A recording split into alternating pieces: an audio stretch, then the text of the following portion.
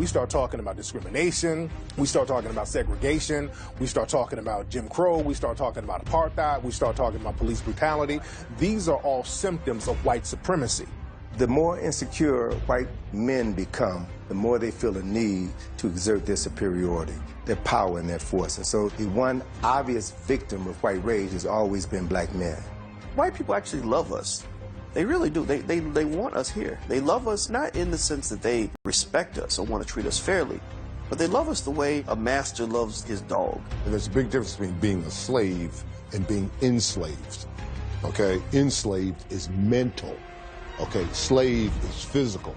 If you look at black America and you look at black men and put them in two categories, there are those who are popular and then those who are great.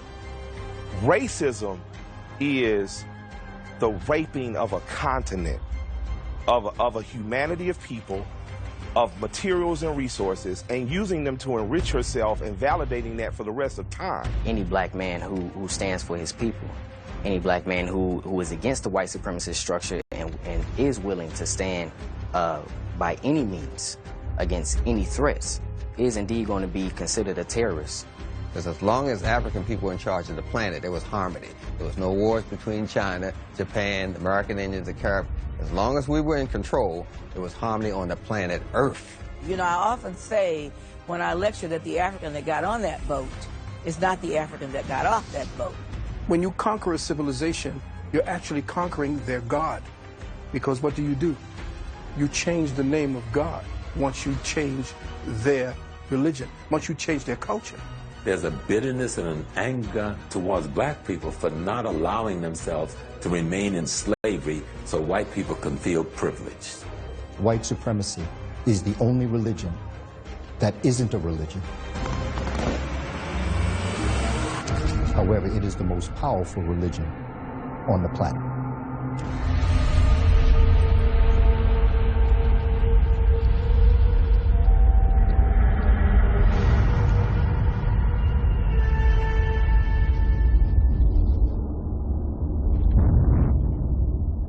At the Getty Museum out here in Los Angeles, there is a painting, an illustration from the 1400s, Moses defeating the Moors.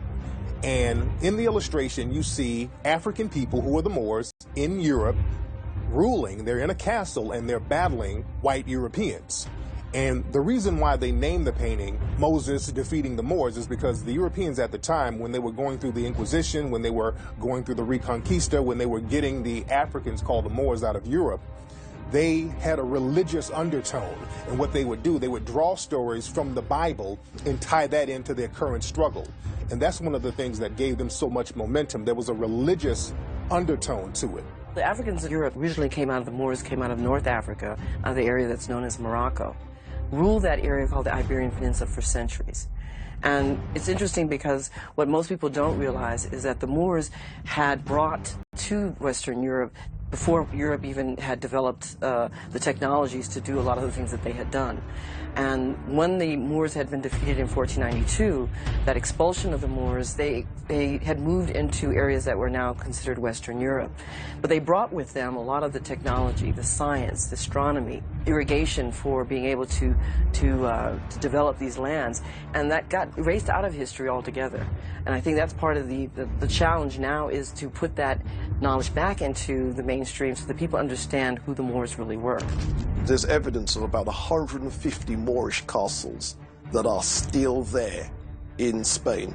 And if you go to those castles, they will have a bilingual description where they will tell you this was a Christian castle, but it was originally a Moorish one, and they'll tell you when it was Moorish and then when it became Christian.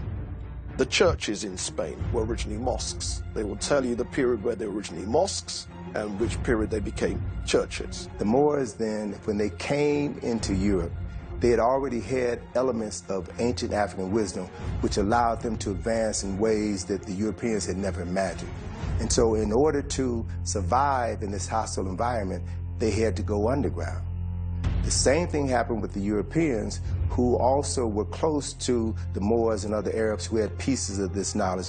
They found that this information allowed them to reinterpret the history of the world, the science of the world, and that conflicted with Christians, specifically the Roman Catholic Church. So they also had to ban those people, and that led to the development of what we now call today secret societies, or more specifically, societies of secrets. And those secrets were the ancient educational knowledge that had been developed in Africa thousands of years earlier. Islam will rise up in the course of history by the 6th century, will cut off Europe from world trade by dominating North Africa and the Middle East. Europe was cut off totally from Asia, India, and Africa in terms of trade and access to wealth. So Europe would plunge into what we call the Dark Ages. But it was an economic depression that led to a complete breakdown of society. When they break out of that, they break out with a vengeance that we will never, ever again be in this situation. That breakout comes in the 1400s with the Portuguese. And they will wreak vengeance on the rest of the world to control trade routes, economic territories. Where is the wheat grown? Where is the gold? Where is the barley? We will get control of these things because we will never be caught in the Dark Ages again. In Cuba, they have a Spanish dish. It's called Moros y Cristianos, which means Moors and Christians. And this dish consists of white rice, which is the white Christians, and black beans, which represents the black Moors. So this theme of a racial battle disguised as a religious battle, that's still in popular culture today. When you conquer a civilization, you're actually conquering their God. Because what do? You change the name of God once you change their religion, once you change their culture. So the name of God is based upon how you create God. In other words, my perception of God now rules. It's initially about greed, but it's about greed coming from a culture. European culture has always been a war culture. Going back as far as you can go back to the farthest Germanic tribe, to the Vikings, the culture has been based on dominance, destruction, and death. And if you can carry that out against another people, you were the victor. They did not have a religious concept where the value of human lives was significant in the way Africa and Asia put human life first and dominance second. The oldest human beings on this planet came from Africa. And as these Africans migrated out of Africa and traveled northward, they were trapped behind a wall of ice during the Wormian Ice Age 40,000 years ago. And through the process of speciation, they lost their melanin, became so-called European or Caucasian. But the other thing that's not often talked about is in losing the melanin, they also lost this quality that we refer to as the soul, this substance that civilizes you, helps you to see your fellow human being as a fellow human being. So now with the absence of this civilizing molecule, this civilizing substance, if you will, they saw people as objects to be found, discovered, controlled, manipulated, and wiped out if necessary in order to ensure your survival. So that is the driving force, and that's the major difference between the two groups of people. Neely Fuller came out with a book called The Compensatory Code Concept, which he introduced the idea of white supremacy being a religion. And by saying that white supremacy is a religion, that means that it's a belief that's backed up by power, that's backed up by action, and that action and power negatively affects people who are of melanated descent. The relationship between black and white Americans, it's almost like an abusive marriage where each partner needs the other one. You know, a husband that beats his wife, sometimes he may love his wife. He don't want her to leave. He wants her to stay in the relationship and keep getting beat. You know, and she may also be codependent as well and really love her husband, be more loyal than a woman who's being treated well down the street. Why? Because she knows, in her mind, she knows her place. And her place is not one of dominance, it's one of subjugation. The genetic signature and the mind of the genetics has the will to continue, and that it becomes strongest when puberty hits. The will to continue to procreate becomes so strong that you would kill for it. So the genetics of a man who in his mind fears the death of that thing that makes him unique, he will become as vicious as necessary to save and preserve that. Well, Sheikh Anta Diop teaches us about the Sun people and the Ice people. So what gave them the momentum is psychological disposition that came out of that Ice Age. So for Sun people, African people, what was their psychological disposition? Living in the warmth, very little clothing, could just go outside and pick a fruit, as Dr. Ben would say, because there was this abundance. Whereas for Ice people living in the caves and hills through the Ice Age, developing that disposition, the first thing they had to go out and do is kill.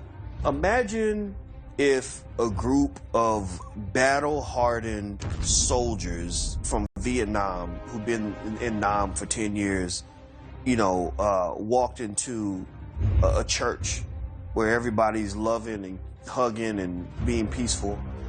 Who's going to win that battle? Who's going to eventually dominate that church? The soldiers are, because they're going to come with weapons. They're ready to fight. They've gone through hell. They've got battle tactics in hand. The people in the church may not even know they're in a war. That's what I see when I look at Europeans versus the rest of the world. Europeans have treated the world horrifically. We know that. What they've done in Africa, in South America, North America, etc. But if you keep going further back, you look at how they treated each other, it's astonishing. I mean, they basically had about 1,000 years of complete ignorance, savagery, self-destruction, community destruction. We also got to be very clear about the terms we use, because when I use the term white supremacy or white supremacist, that's not to say that all white people are racist or all white people are white supremacists. That's incorrect. But the people who do choose to practice white supremacy are more powerful than the ones who are not. And a white supremacist is someone who believes through speech, thought, or action that they should be in a superior position over people who are non-white. When you're constantly at war, your battle tactics are going to be stronger. You're going to have more weapons and more advanced weapons. So they then take this this ideology, as well as this weaponry, as well as this skill set into the world, and they go to places where resources are plentiful, so you're not fighting for territory necessarily in Africa or in North America. Native Americans really were not big on the idea of even trying to own land. Like, no, the land is here. The land's for everybody. The buffalo, there's plenty of buffalo. Just kill what you need, right? So you've got people kind of with this mindset that's not prepared for this sort of, savage, battle-hardened mentality. So it's really easy prey for the Europeans. Well, as it relates to domination on a physical level, as it relates to torture, murder, mayhem, as it pertains to a society that has no order and arrangement, then they would have some form. If you look at the word dominance, they would have the word dominance. The question is, as it relates to honor, integrity, and dignity, is that the type of dominance that you want? If you want to create the type of society that inbred is about to implode on itself because of the nature of the conditions you've put on people, then you would have to use the word dominant, and I would use the word dominant. But if you're looking for the society that I believe is balanced within the forces of nature, then they are not dominant. In fact, they are inferior to the fact, because eventually nature is going to take back what they attempted to steal. You cannot cancel the future. You can only postpone it.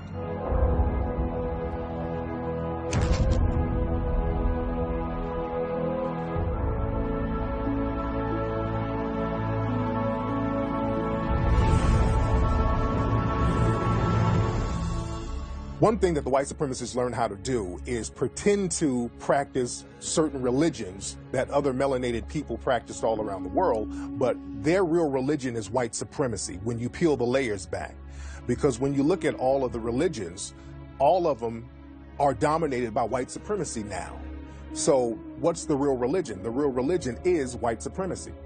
Through this religion of white supremacy, the closer you are in complexion to this ruling entity, then the higher you are up in the pyramid. And so when Europeans left Europe and came to America, they had an opportunity now to be higher up on that pyramid. And so once they got here, A poor man in Europe, a poor Irishman, Irishmen were looked upon by Europeans as the niggers of Europe. But they can come to America and they can amass power, wealth, and respectability. As a matter of fact, George Washington, Thomas Jefferson, and those guys, they wouldn't have made it in Europe, but they can come here and adapt that same mentality and then open the door for other poor Europeans to come here and benefit from whiteness. So the Rahowa is a term that means racial holy war. It was popularized by a white extremist named Ben Klassen. Now also Ben Klassen, he wrote a book called The White Man's Bible, where he goes into great detail about how to eliminate the so-called mud people, meaning black people. So these white supremacists, they have all types of doctrines and code words and books and paraphernalia and information out here on how to subjugate black people and non-white people around the planet. Christianity that is being reintroduced to Africa is worthless to Africa. The Islam that is being introduced to Africa and used still as a form of slavery in Eastern Africa is worthless to Africa. Africa created all of the world's religions, from agnostic to Zoroastrianism, came out of the mind of Africa. So the idea of the missionary, and this is the piece that we always have to look at, because when they first came to Africa, those of Eurasian descent, they did not come physically. They came spiritually. And when they came spiritually and they got the indigenous peoples to embrace their faith system, then came the teachers that then indoctrinated them from an educational perspective. And after they had your mind and after they had your spirit, the physicalness was only a mop-up operation. Throughout history, people who have been captured have always been allowed to convert to the religion of their captors. But black people have not been allowed to do that. Black people have been trying to do that for the last 500 years. Black people have been trying to convert to what they think is the religion of the oppressor, which is Christianity. But that's not the religion of the oppressor. The religion is white supremacy, because if it was Christianity, the churches that we see today would not be the most segregated places in the planet. Church is the most segregated place in the world. You have black churches and you have white churches. If you're a Christian, there should not be a black church and a white church. There should just be a church. So if we have white churches and black churches, the reason why we have a black church is because we have a white church, and we have a white church because we have white supremacy. So white supremacy must be the real religion. 1822, when Champollion deciphered hieroglyphics, it made it possible for the first time in about 1,300 years that people could now go into Kemet and read the writings, the Medu Neter, on the temples and on the papyri. And once they began to read that writing, they began to understand that everything that they had been teaching Christianity is a lie and based on African concepts that had been created thousands of years earlier. In the Bible, they have a Genesis story. And the Genesis story said in the beginning, God was the Word, and the Word was God, and God created the water and the land and the darkness and the light and the human, and etc. Well, that story almost paralleled the story in the coffin text and the book of the coming forth by day, which we call the Book of the Dead. They also have a Genesis story, almost word for word, like the Christian Genesis story. So actually, when you look at Christianity, it is a warmed over version of Kemetic theocracy. One example is a book called the Book of Amenemope, which is an instruction text written by the ancient Egyptians. And that instruction text was copied word for word as Proverbs 22 and 23. 14 words, that's a doctrine and that's a slogan by white extremists all around the world. That means we must secure the existence of our race and a future for white children. And this is a slogan that they use, and it's a code that they use. So whenever you see white extremist groups who have the number 14 tattooed on their arm or anywhere on their bodies, that's what they're referencing. They're referencing this code 14 along with the number 88. The 88, that's a number that represents the letter H, because H is the 8th letter of the alphabet, and the H means Hail Hitler. So these are little code words that the white supremacists send to each other. The Bible itself, when you look at the word, comes from the word Byblos. And Byblos was the capital of what we call Phoenicia, which today is Lebanon. And when the Greeks went to rewrite the books of their teachers, the African peoples of Kemet, they went to Byblos to get their paper, to write and rewrite the books. And when they did that, the name of the book became the place where they got their paper to buy the book. Religion comes at the end of a sword or at the end of swords, where everybody's been decimated and brutally annihilated. You know, and after that type of brutality, you'll accept anything. And your conqueror can tell you your gods don't exist, because look at you, you're dead and in the street. Once that Catholic Church breaks away, the church moves into the dominance when we see Constantine arise as an arm of a military government. So the Catholic Church then becomes the rationale, the theological rationale for imperialism and dominance. If you look at a cathedral, a Catholic cathedral, if you're looking at it properly, you know you're looking at a fortress. They have towers at the end, and at the top they have this bell to warn the sentries, this warning when attack is coming. It is nothing but a fort. So to us, a Catholic cathedral is a church, but it is a military fort. That's why they have the tower up there for the sentry to ring it when they're coming for the attack. That's why they ring the bell. One tool of the white supremacists is to use what I call the 3 M's. The first M is the missionaries. The missionaries go in there first, and they con people. They go in there and act like they're part of some type of religious organization, and they appeal to the spirituality of melanoid people. And the second thing they do is bring in the merchant class. After the missionaries come in, they say, we need to bring in our products, we need to bring in our people to sell things and to use some of the resources here. And then the third thing they bring in are the military. They bring the military in to then subjugate and take over the land and decimate the people for centuries to come. If you have anything, it has to be bipolar. If you have a church, you better have a military. If you have a store, you better have a military. You can call it security if you want. Everything comes with the male principle. And we have a church, but no military. See, when you build that church, you gotta have a military. You should build a military and a church at the same time. It has to be bipolar. Religion's always the tool that's used. It's being used right now. You know, that's one of the main strategies used to conquer a people, is to destroy their religion, make them question their own spirituality, destroy the cultural artifacts that go along with it.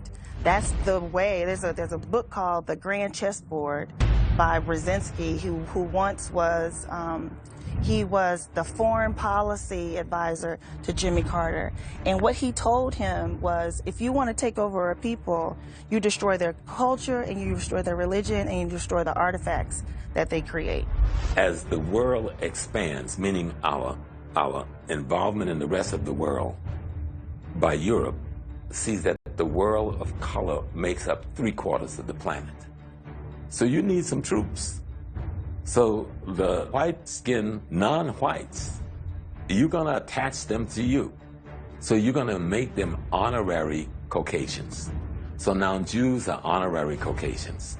Irish are honorary Caucasians. Italians are honorary Caucasians.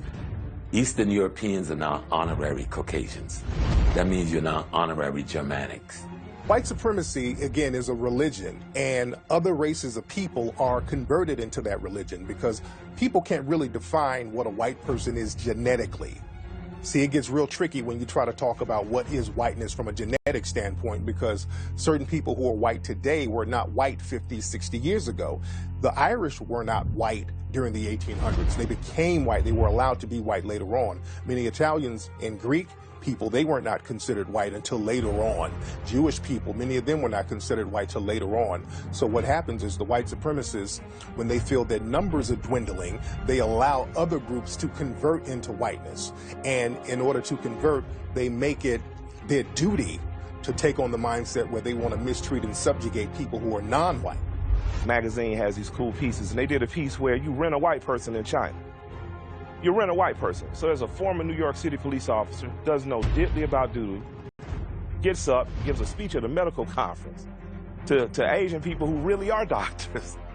But because he's white and because he speaks proper English, meaning white English, he's always going to have a job.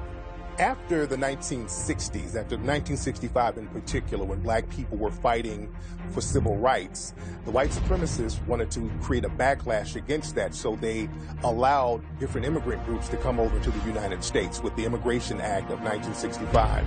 And one group that they allowed to be the model minority were Asians. We started to see an influx of Asian, Korean, all types of people come in, and then the white supremacists started to hold the Koreans and Asian groups up and saying, hey, look at these people, they just got here, they're doing better than those black folks.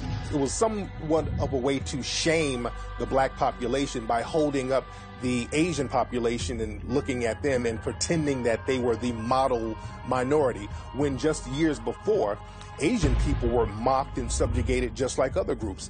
If you look at media back before the 1960s or before the 1970s, they would portray Asian people with glasses and buck teeth and with the Fu Manchu, walking around being silly and goofy. If you come from anywhere in North Africa, don't care how black you are Caucasian. Until the 1970s, if you came from Trinidad, you were Caucasian. I remember when I first saw it, an ironic, beautiful lady, I'm working in, I get out of the military, I get a job at the post office, I'm doing mail across from this magnificently beautiful sister. So I'm trying to, you know, brother trying to make a play. She told me, she don't deal with black folks, you don't speak to black people. So I went, "No, girl, what's wrong with you?" She said, "Because I'm Caucasian." And she left the job, went home on lunch, got her passport and brought it back to me. In the passport it said this black woman was a Caucasian. And so the psychology of white supremacy that used dominance and terror and fear, psychological fear, spiritual fear, physical fear, and tyranny to make people become addicted to wanting to identify with them just to feel safe.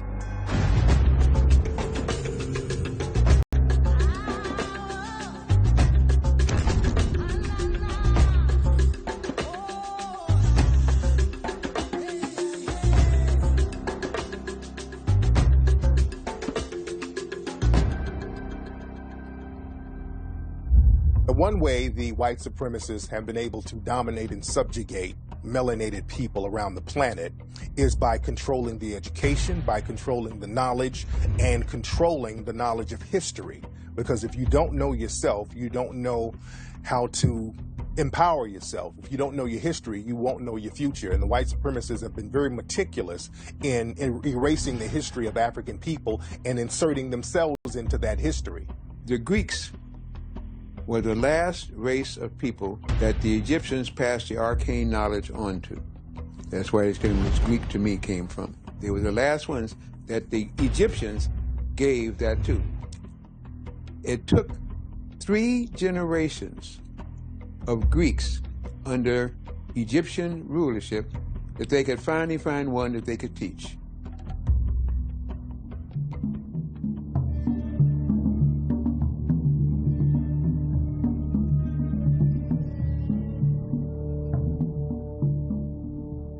Now, the Egyptians call their land Kemet, and they use a piece of charcoal, a burnt piece of wood as charcoal, to symbolize what they mean, the blackest black.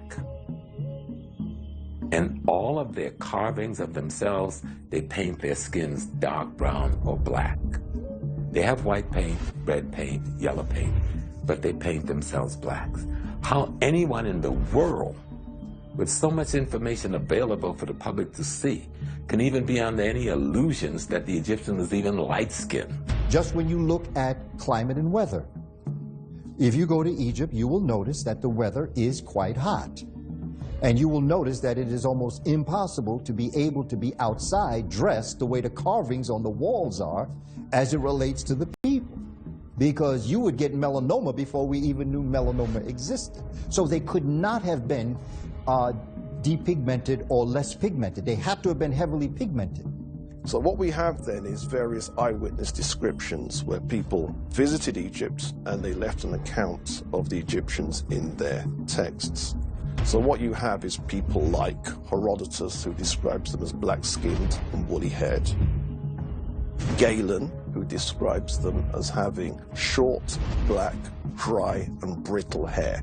Not to mention, as Dr. Clark has taught us, where in the world did they do what they did in Africa? He used to say, are you telling me that Eurasians came out of Europe and built Africa up, but never went back to Europe to develop their civilizations the way they did in Africa?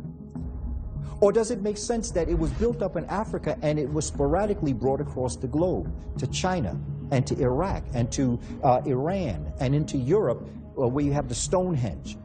Would that make better sense?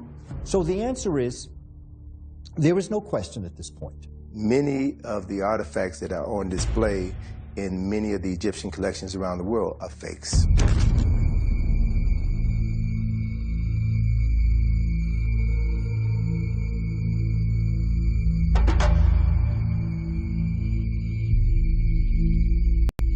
Nefertiti statue is of doubtful authenticity. That's a posh way of saying it's almost certainly a fake. A number of scholars have come out quite recently. Henri Sterling in Switzerland, he's come out and said, listen, this is a 100-year forgery. If there is hundreds of paintings of Nefertiti and all of them are black, all of the statues in the Cairo Museum of Nefertiti is black, only this one little white statue in Germany is white. Something's wrong with that picture. Marx was instructed to use the face of Ludwig's wife, Emily Brochard.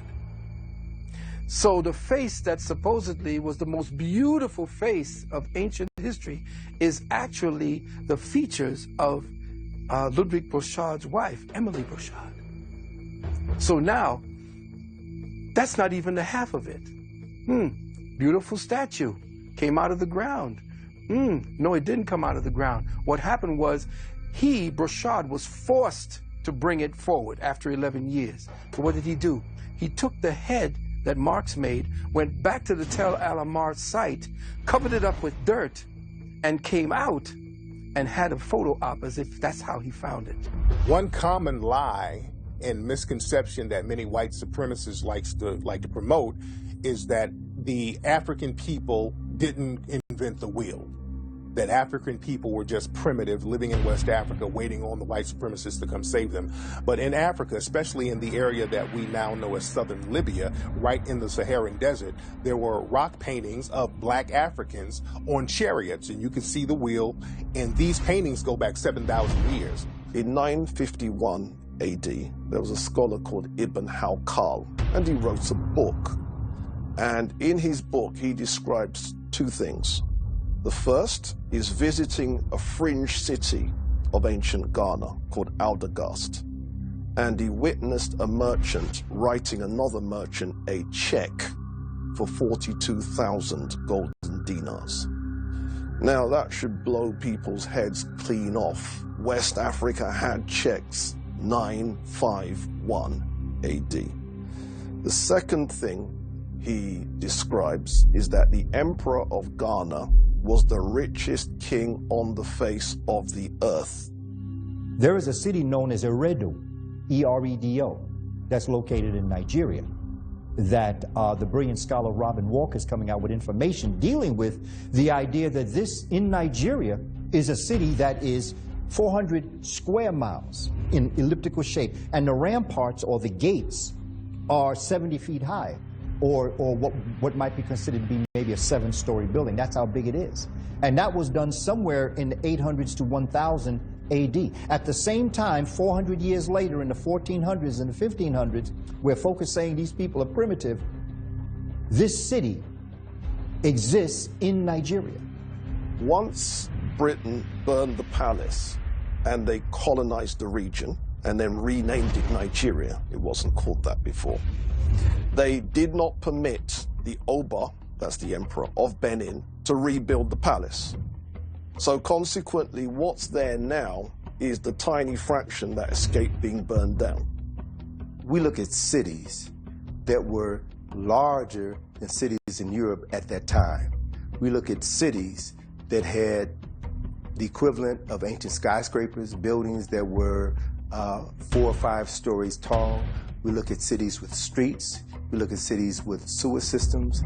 We look at cities, nations that had universities, that had libraries, that had a upper class, a solid middle class, architects, engineers, physicians, dentists, a city that would rival any other city in the world at that time. Well, the emperor of Ghana, we know, lived in a castle with glass windows. We know this because there's an 1153 AD document that tells us that there were glass windows. We've got Kano in parts of Nigeria. We've got the great Chad Basin civilizations. We got civilizations along the Congo that we don't even talk about. And what's ironic, in the 1700s, and you can actually go online and find some of them, the Europeans who go to the Congo come back home and draw pictures, which is in their museums, of these magnificent metropolis, these cities with streets laid out in grids and paved. They found the same thing in Benin, they found the same thing in Kumasi. But these same Europeans, especially the British and the French, will burn and sack most of these cities. A Polish scholar called Z.R. Dmytrowski did a survey of Nigerian ancient monuments and wrote a 3-volume architectural book called An Introduction to Traditional Nigerian Architecture, Volume 1, Volume 2, Volume 3. Now, that's important, you see, because most people wouldn't have thought that Nigeria had anything to be able to fill 3 volumes. Which brings me on to Benin. Benin is in the southern part of Nigeria. Now, Benin's architecture was very famous in medieval times. In particular, its royal palace. Its royal palace was the same size as whole European cities, just the palace. Ethiopia was one of the earliest countries to embrace Christianity, right? And so what you have in Ethiopia is a ancient civilization. You know, Ethiopia, we got to remember, Ethiopia is the source of the Blue Nile, right? And based on research that I'm looking at now, I'm really beginning to realize that Kemet is Ethiopia's oldest daughter. So the knowledge that flowered in Kemet began first in Ethiopia. They never occupied and dominated and conquered Ethiopia totally, and that's because King Menelik understood he needed more than just spirituality, because a lot of the Africans in other parts of Africa, they depended on their spiritual system. But when you're dealing with a group of people like the white supremacists who were not spiritual at all, you're going to lose. So King Menelik, he used his spirituality, but he understood that he had to be practical. So King Menelik, he got guns that rivaled the guns of his enemies. And when the Italians came into Ethiopia to try to defeat him, King Menelik used his guns and used his weaponry to fight them off. What Ethiopia was able to achieve was nothing short of military genius. They struggled certainly with Italy for maintaining their independence. But I think what they were able to do was to use the land to their advantage. They were able to strategize, and they really outthought the enemy. And they were underestimated, let's face it. I think they were their military power was underestimated. And so when you had all of this in the psyche of a people, this notion of empire and kingdoms and defending ourselves against the Greek army, the Roman army, the Turkish army, the Persian armies, what's some little rinky-dink Italians? We can handle this, and they handled it.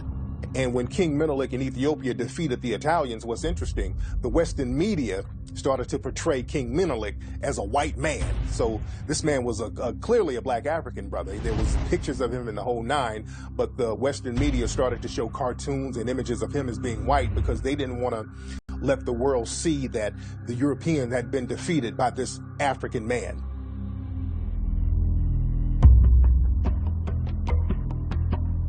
Traditional African religions, particularly the one from ancient Egypt and Sudan, venerated this idea called Ma'at. And Ma'at, roughly speaking, you could translate it as truth, as justice, as righteousness, as reciprocity. The problem is when you're being attacked by people who don't believe any of that, and you are trying to do the Ma'atic thing, they will beat you, unfortunately. And this is one of those harsh lessons that the black community is still to learn. The assumption that another group's view of humanity is the same as ours. The assumption that another group's understanding of divinity is the same as ours. The African moved from the premise that everybody was a brother, and thus should be treated and accorded that kind of brothership and brotherhood. The European moved from a position that what is mine, and what is yours is mine if I can take it. You had a war culture coming in contact with an agrarian culture. The war culture is always going to win because the war culture doesn't put any value on human life. And that means it has no barometer to how much death and destruction it will carry out. People talk about the greatness of Africa, and we see some of the great empires that we had over in Africa. And naturally, a lot of people will say, okay, if we had all these great empires, where did Africa go wrong? There's several situations that happened. One thing that happened with Africa, you had Mansa Musa. Now, Mansa Musa, according to most historians, West African black man who was a king in the area that we know as Mali and Timbuktu, the wealthiest man to ever live. And Mansa Musa's situation was a gift and a curse, because Mansa Musa, he went around the world basically just giving out gold. This man had so much money, he could give money away. And he gave so much money out, it decimated certain economies in other nations. So it showed the humanity of the African people and the generosity of the African people, but you showed people that you had all of this wealth, so now people are plotting on you. So when people saw Mansa Musa giving out all that money, he became lunch to everybody else. So Africa started to get raided and flooded with all types of people trying to take advantage of the wealth and the resources that were in Africa. The tide rises and falls. I mean, what are we talking about? We're not supposed to be a victim of time. When you're going into Africa when it was falling, when it was old and worn out, trying to nurture and educate the East Indians, the Chinese, and the Europeans. We were trying to help all of these people to raise them up to a higher level, and they wore us out. Even today, you'll get worn out if you talk to a certified Negro under warranty. They will wear you out. We didn't take military matters seriously. We didn't take warfare seriously. And I'm aware that the propaganda where the West presents, such as the Zulus, as a highly militaristic nation. Unfortunately, we needed a lot more Zulus and a lot more people on that militaristic thing, because historically that's where we were weak. I don't know why Nubia fell, besides all nations fall. Rome fell, Greece fell, the current empires you're in are going to fall, and new superpowers are going to come. So yeah, we failed. Kings died. Other people mishandled money. The same thing that happened with your grandmama inheritance after she died. The same thing. Some of your cousins went and wilded out with it. The other of your cousins took it and created their own little things. Same thing happened, but the question is, how do we create in Israel? How do we create in India? How do we create a Germany? How do we create something for us? Because we need something. You know, Dr. John Henry Clark was like, we're yelling that we want a nation, and it's nation time, and we don't even know how to build a train. The Japanese bought one train, reverse engineered that train, now they're selling trains. Any nation fails is you don't want it to fall again. So ultimately, if I wanted to find out why any black nation failed, I would go to the most recent one, because the most recent one works by our recent standards of governing and governance, and that would be Haiti. Why did Haiti fail? Haiti was sabotaged by France. Haiti was looted, and she was sanctioned globally. Haiti offered any blacks anywhere in the hemisphere, from the Dominican Republic, the United States, if you can escape from slavery and get here, you're a free man, and we protect the integrity of your freedoms. That is what the anger against Haiti was about.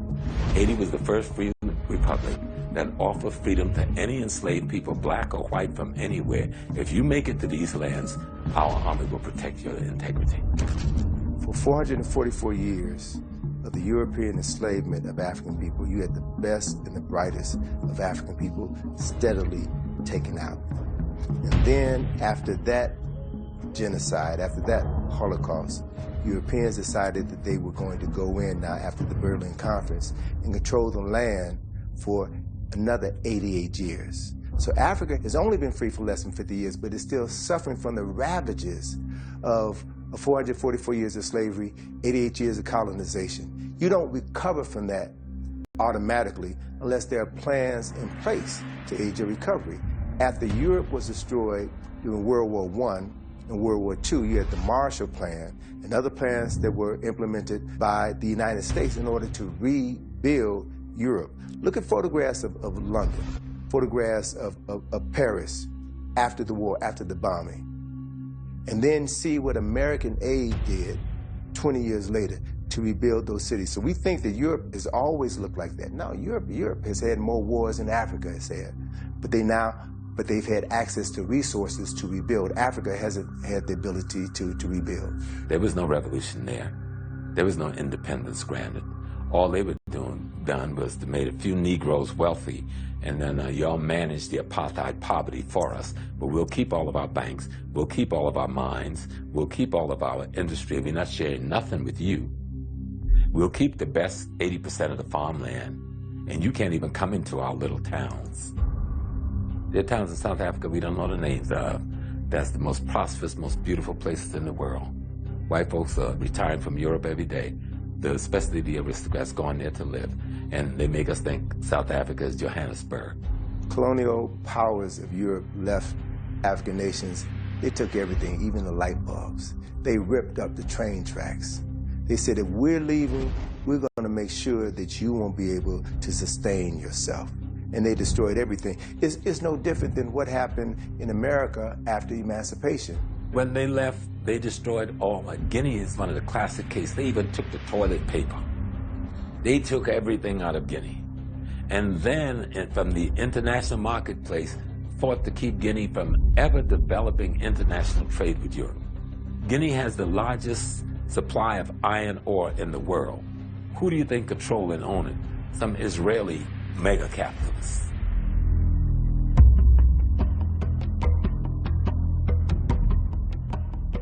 You know, your 0, 1, 2, 3, 4, 5, 6, and so on. Those numbers that we have are, people call them Arabic numerals. They're not Arabic, they're Hindu. But the mathematicians that introduced them into Europe were, in fact, African mathematicians.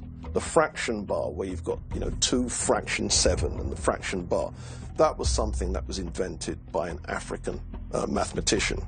Some of the most advanced math textbooks during the period were again written by Moorish mathematicians. Where it comes to the areas of astronomy, where it comes to areas such as navigation, map making, and so on. So there was a Moorish geographer called El-Idrisi, and he was the one that said in his book that the world is as round as a sphere, and the waters are held to it by what he calls natural equilibrium. You can work out what he really means, gravity. And he says that the world is divided into 360 degrees. Now, this was 1153. And then that gives you some idea of what kind of intellects we're talking about. Guinea was the French word, the European word for West Africa. So, and all of Africa at some point was called Guinea. And so when they get in the Pacific, they see all these black folks, so they say, okay, this is the New Guinea. That's why it's called New Guinea. You got New Caledonia, you got Vanuatu, you had Australia. These are all African populations. Easter Island is off of the coast of South America, going into the Pacifics. And all of the statues there are statues of African images. The statues in Easter Island, they look identical to ancient face masks that's from West Africa. Also in Easter Island, there's an ancient script called Rongo Rongo, and this writing looks identical to African hieroglyphics. Also, there's an East African tribe called the Rongo tribe. Also, there's another very remote Pacific island called Nukuhiva. Now, this place is in the middle of nowhere, but there are statues on this island that look identical to ancient statues that are in Nigeria. So we definitely have evidence of an African presence in some of the most remote places around the globe.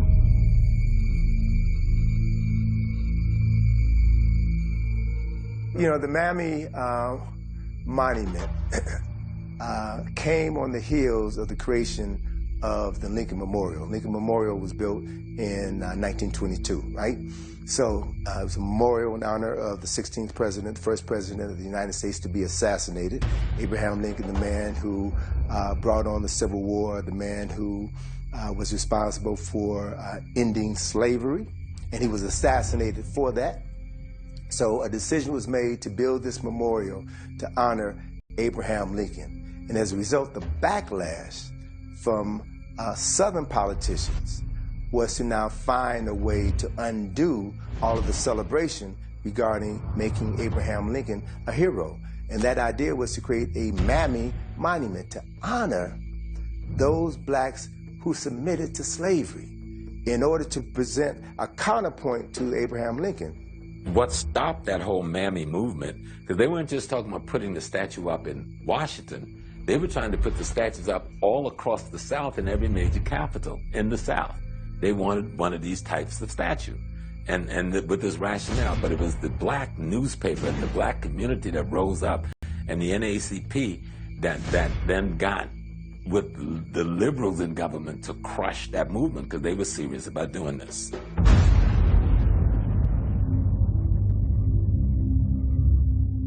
When we think about the concept of aviation, we think about the Wright brothers, and then if we go back, we think of people like Da Vinci, who had drawings about flight, and a lot of people try to say that Da Vinci's drawings were the first ones that talked about people flying. But there was a Moor in Spain in around the year 875 at the height of the Moorish conquest of Spain.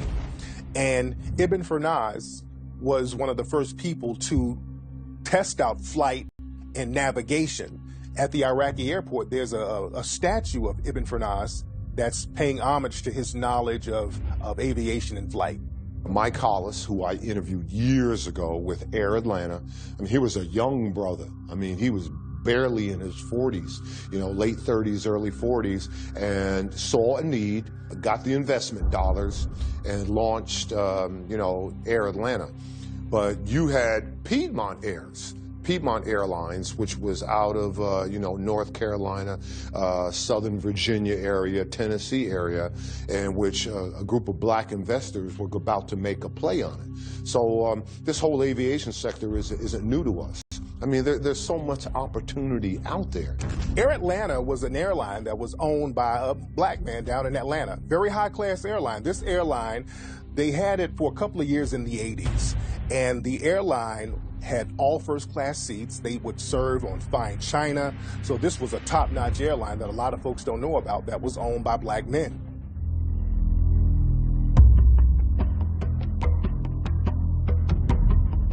Rene Lacoste is the designer of the Lacoste shirts that we see now today. That's still a very high-end clothing line that we see in high-end stores all around the world.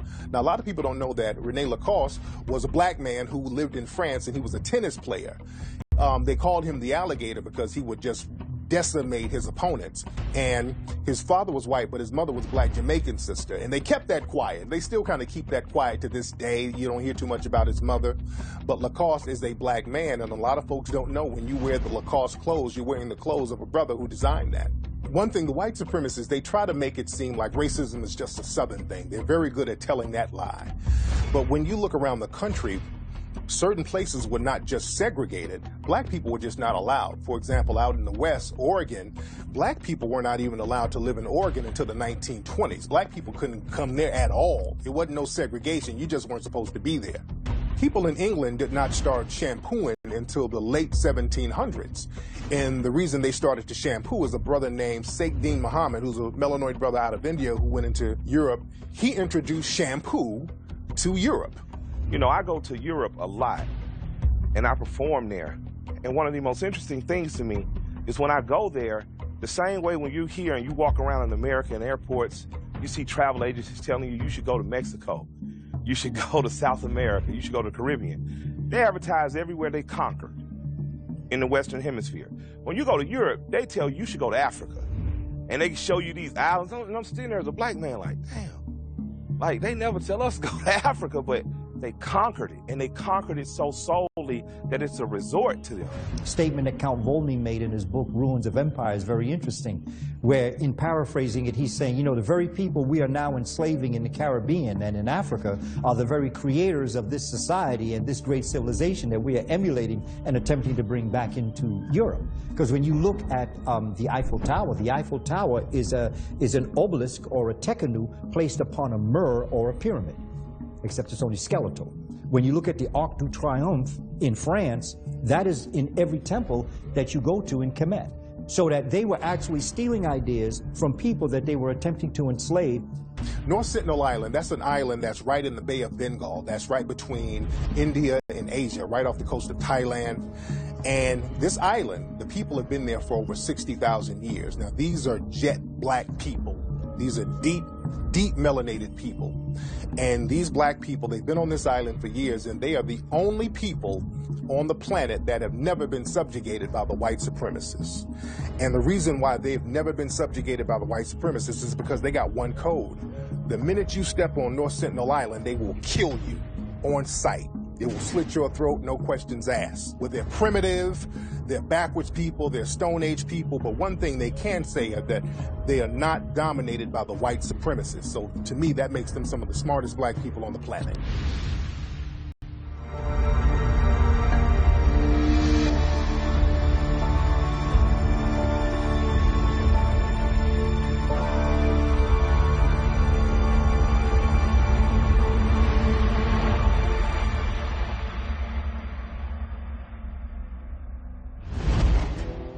One part of the religion of white supremacy is to sacrifice certain people and sacrifice their lives for the sake of your religion, to show your dominance in your religion. And this is what the white supremacists, they do with melanoid people all around the world.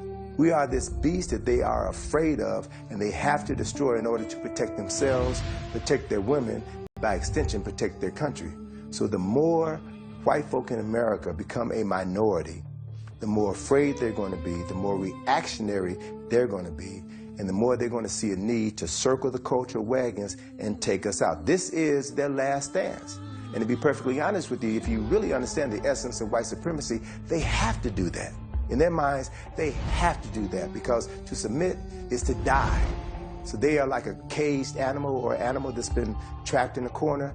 They're going to do everything within their power to survive. And if we understand that and understand this is the mentality that we're dealing with, then our reaction has to be a different reaction. You know, we can't react to everything that they do if we understand their mindset. We have to know how not to provoke them, but there are other things that we could be doing and should be doing in order to maximize our presence, right? And take back our power so that we neutralize them just by our very presence. In order to maintain a system of supremacy, you have to also maintain that people stay in a position, and if they get too far ahead or make too many far advances, there's a fear that we're going to lose control. I've even had people say to me, well, if we give, in quotes, black people everything they're asking for, then we will be out of control.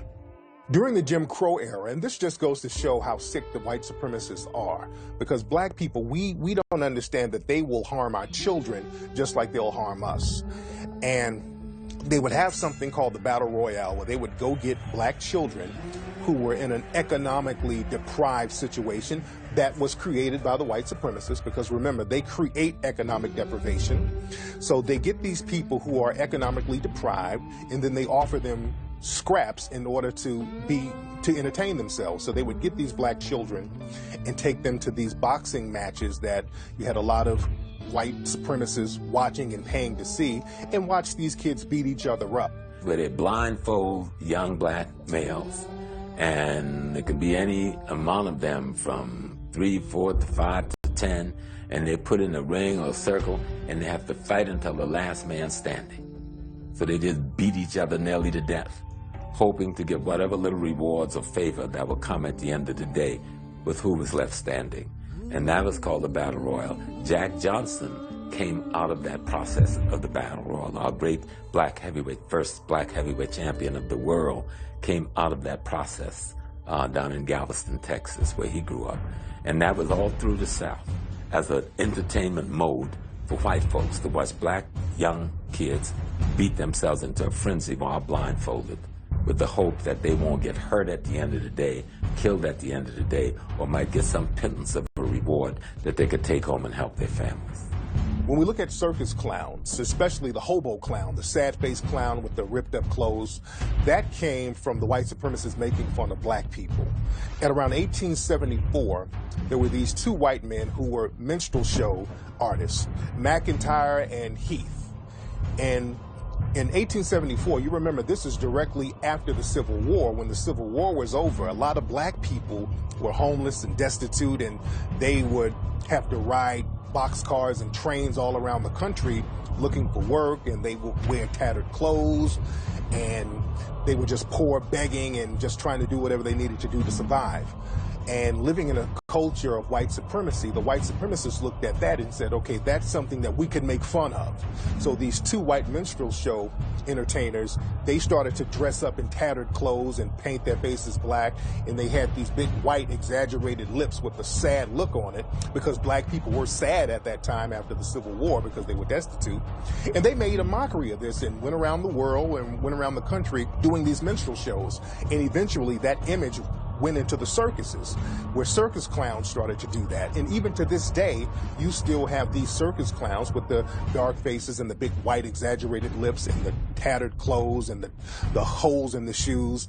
And that hobo clown image that we see today in circuses all around the world is basically still mocking black people.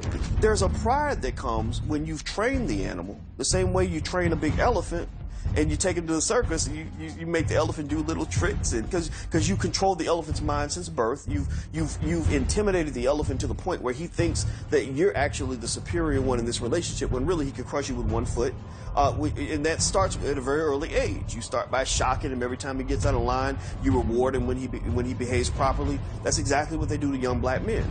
They are training us like circus animals from a very early age, so that later on there is this pride in showing off the trained animal. Like, look at how high that nigga can jump. Look at how fast that nigga can run, right? But when the animal gets out of line, when the elephant decides he wants to kill the trainer, or he just starts to lose it for whatever reason, what do? They kill him. They take him out.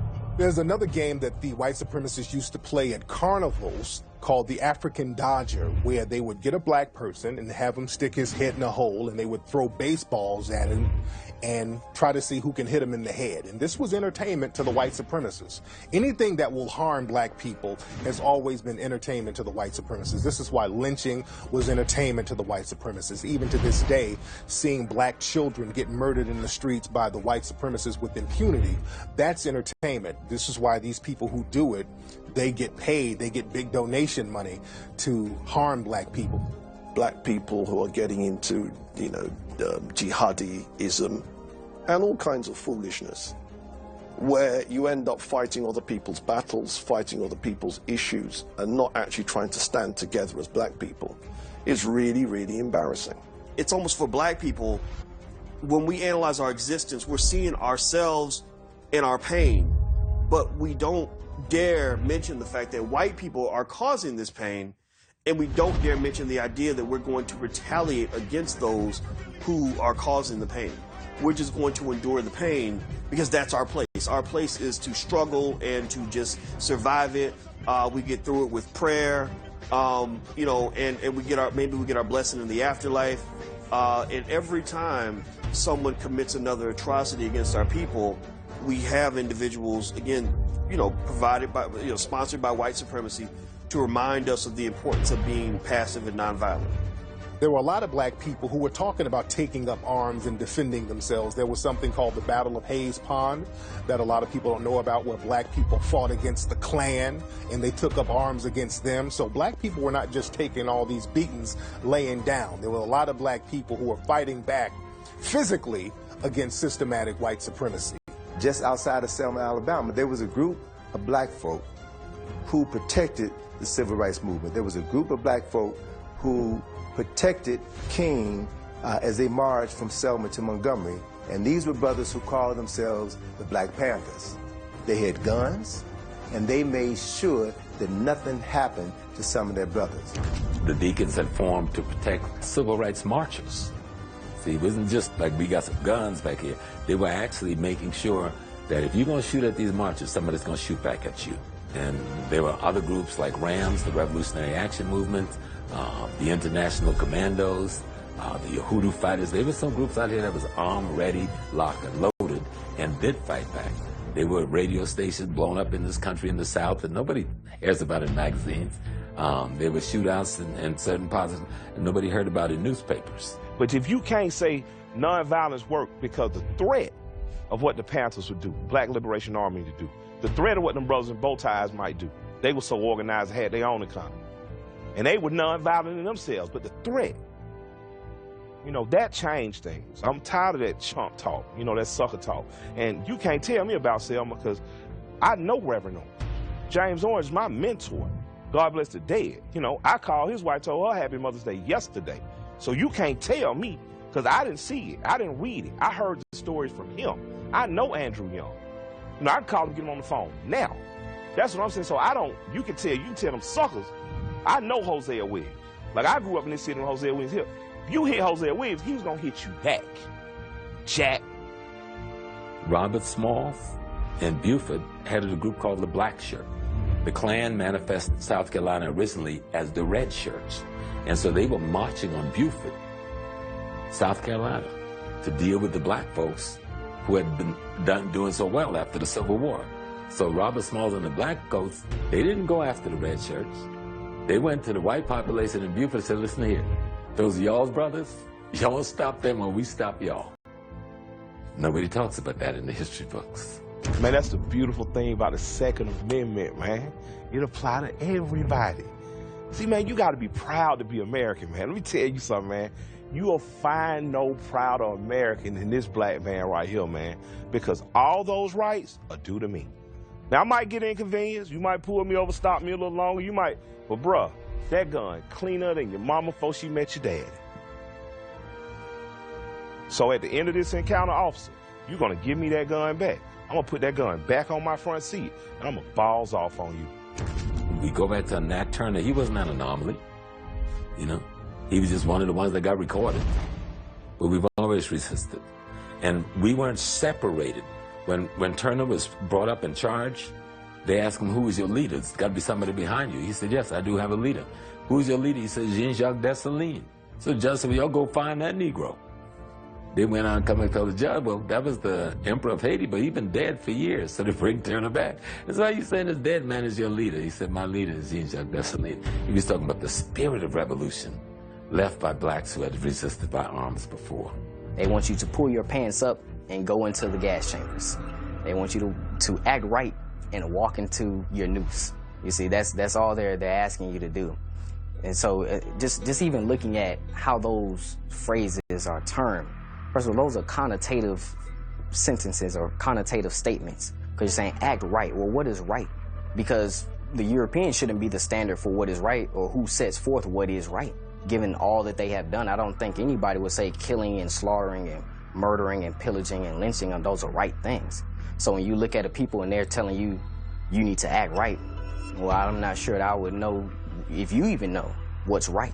The white supremacists, not only will they target certain black people, they will target their offspring, because they understand that certain bloodlines and certain offspring is passed down. And greatness sometimes is passed down through the bloodline and through families. So a lot of times when you have great black public figures who come out, after they're taken out, a lot of times their family is targeted. Like our brother Malcolm X, when he was taken out, the feds and the powers that be would target his wife, they would target his children, his grandchildren. And Dr. Martin Luther King, when he was taken out, a lot of people don't know that his mother was killed in a church in the early 1970s. She was shot in a church. A black man rises up and challenges you effectively. First thing that you have to do is take him out and then ensure that his offspring will not follow in their daddy's footsteps. So whatever you can do to destroy the children of that leader sets an example for anybody else who would consider walking his shoes. So it's a war strategy. It's a very effective war strategy. And so if we realize that we are at war and that white supremacy uses any means at their disposal in order to win every battle. Europeans understand that intelligence is passed down through bloodlines. It's passed down through genetics. So they understand if they want to get rid of revolutionary leaders within a race which they're trying to kill or exterminate, they have to get rid of entire bloodlines. And so in order to do that, they have to not only just attack the spawn or the root, they have to attack every extension off of that spawn or that root. We think like our slave master. If you want to know how the blacks in Barbados behave, look at the white people that own them. You want to know how the blacks in St. Louis behave, look at the whites who own them. Because they taught us. They taught us how to have children, how to discipline children. They said, your children are evil. You have to beat the evil out of them. They were born in evil, beat the evil out of them, beat the hell out of them. See, we were taught their system.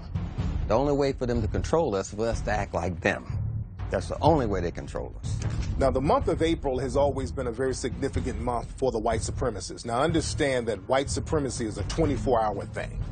But April is very significant, and you see an increase of violent behavior coming from white supremacist groups because, number one, April is the month of the Patriots' Day, where the so-called patriots, the white supremacists, fought off their enemies. Also, April is the month, the birthday of Hitler.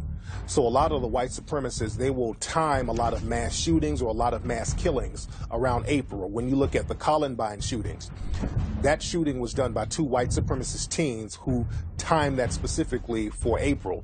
The Waco situation, that happened in April. The Boston Marathon bombing, that happened in April. So many actions of the white supremacists and violent acts take place in April. The Oklahoma City bombing, that happened in April. So April is a very significant month for the white supremacists. It's almost like a holy month. There are things at nighttime rituals, which we call nocturnal, and we're sun-centered. Our rituals are during the day with the sun. Even if they go to a restaurant, it's going to be dark with candles like a cave. Because that's where they come from. They're bringing their culture with them. There's nothing wrong with that. But when you inflict it on someone else, then there's something wrong. But I'm saying, even today, you can go to the country, you see that the name of a bar is called Caverns, Cave. It's not a big thing with the Europeans. So what happened is that they perfected their culture, and we perfected ours of being sharing with other people. There's no overtaking, nothing in history that we decimated, annihilated a race like the Caribbeans did. There's no history books about that amongst African people, none. But you go into Europeans, you just follow the trail of blood, and you follow their history.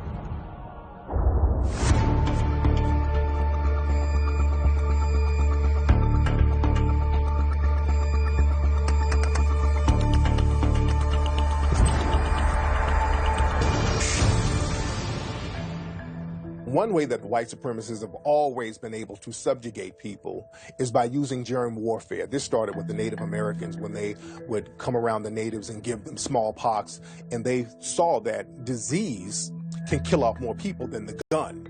So the white supremacists, they've always used disease to decimate people with AIDS, with Ebola, with all types of other diseases so they can kill off the people and take the land, because they understand if you violently try to take people off their land, sometimes you destroy the land. They understood that with Japan. By dropping atom bombs and all this stuff on people, what happens is that you'll kill the people, but then you'll destroy the land, and the land will be useless. Ebola's in Nigeria. At the same time, Nigeria is supplying 27% of its oil to China, who is our new Russia, who we need to make sure has a cap on how much gas they can use. So now we got troops in Nigeria just chilling. And the reason is Ebola. We got troops in the Eastern Horn of Africa because there are skirmishes and there are pirates there. It looks to me, though, that's the only place fuel can go in and out of by ship. So in case it ever gets stupid, then you know who can close it off. So I just look at the world from a bigger context. And scientists now have so perfected this art of germ warfare that they have developed melanin-specific viruses. And how pneumonia has been spreading throughout the black community. The pneumonia virus has mutated to the point now where it used to be cured with an injection 10 years ago. Now there's so many forms of pneumonia out here that are taking people out left and right. Working with Tulane University and Columbia University, have a lab in all 3 of those countries that's producing bacterial warfare. And one of the things they're producing is Ebola. And the CDC owns the patent on this Ebola virus that just wreaked havoc over West Africa. I remember reading in the Washington Post magazine about 15 years ago about an article, a CIA agent who was in Africa, and he had an assignment, and something went wrong, and he decided to scrap this assignment, and he threw this suitcase that was filled with the Ebola virus in a lake, threw it away. And then a short time later, Ebola breaks out in that community. So these mysterious viruses that just show up and only seem to target specific people, we have to begin to recognize that as a potential form of genetic warfare. The most modern instance is the Ebola situation in West Africa. Ebola jumped from the Congo to West Africa and missed all those other countries. That was a flying virus. It must have took wings. ISIS is not only a political and economic scheme, but a spiritual scheme based on a metaphysical level, because now they're taking the name of our ancient African goddess and they're framing it in terms of malevolence, as though it's bad. So, you know, when African people start to promote African culture more and the name of ISIS is being spewed into the atmosphere, you know, just through us revering that spiritual system of ancient Kemet, white people who may over here say, oh, ISIS, and thinking that we're terrorists, so they're indirectly associating those things and making them overlap, even though one is created by them and for malevolent means, and one is in reverence of our culture. Shell isn't going to stop building pipes there. British Petroleum's not going to stop laying pipes because of an Ebola outbreak. So the question becomes to me, like, is there for real? Are we knocking people off? And people, then they say you're a conspiracy theorist, but my great-grandfather's father was a part of the Tuskegee experiment. So yeah, I believe in conspiracy theories because it has affected my life. So you got to start asking yourself, if a disease just pops up out of nowhere again and again, and the people are dying, but yet their land is needed for oil, what's, you know, one of many things could be happening. What I do know is I don't buy what they tell me on TV. They used the syphilis on us. And people think, oh, they just took a couple people and gave them syphilis. No. What they did, they infected men with syphilis, and then they let them go without treatment, without even knowing they have syphilis, to spread it to their wives and their girlfriends, and thus throughout the black community for decades, while they studied the effects of syphilis on the human body by guinea pigging these Africans.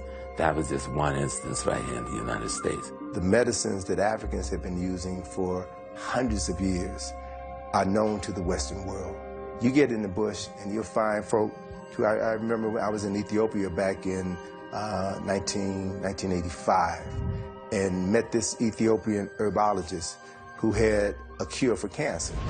And he showed us his patients. He showed us before and after pictures of him curing cancer cells on people's bodies by using specific herbs. And he talked about the differences between using certain herbs that are designed to kill certain diseases and certain viruses, as opposed to pharmaceutically produced chemicals that will kill certain viruses, but they have side effects. So you take other medications for the side effects, but these specific herbs are targeted only to focus on certain cancers or certain diseases and take them out without affecting other parts of the body. Those herbologists, those scientists, those chemists still exist in Africa today. People living about 150, 200 easy, 200 years old. The health was superior. You wouldn't go to Africa and get somebody with arthritis, rheumatism, diabetes to pick your damn cotton. I mean, that's absurd. You want to get some healthy people because you're trying to make some money. So you went there for that. White supremacists, they would take the skin of African slaves and actually make shoes out of them. This is something that they don't like to talk about. Even today, there's a company over in Europe that makes shoes and leather products based on human skin. Right now, to this day, they make leather products based on human skin. Our communities are ridden with products that have GMOs. More likely to find products with GMOs in our supermarkets in our neighborhoods than you will in other neighborhoods. And why are GMOs critical? Because it's been shown not only are they cancerous, but they destroy nervous system tissues, they destroy brain tissue, and so they impede our cognitive development. So we have to begin to be more concerned about nutrition. You have power when you can control your eating capacity. When you got to depend on Piggly Wiggly or Stop and Shop or any of the other supermarkets for your food, I don't care how many millions you have, if you can't grow your own food, you don't have power. Power is the ability to eat. So even if you got that little garden in your backyard or on your windowsill in a project and you're growing your own food, you have power. Because if all those stores shut down, you can continue to eat, and in continuing to eat, you can continue to live.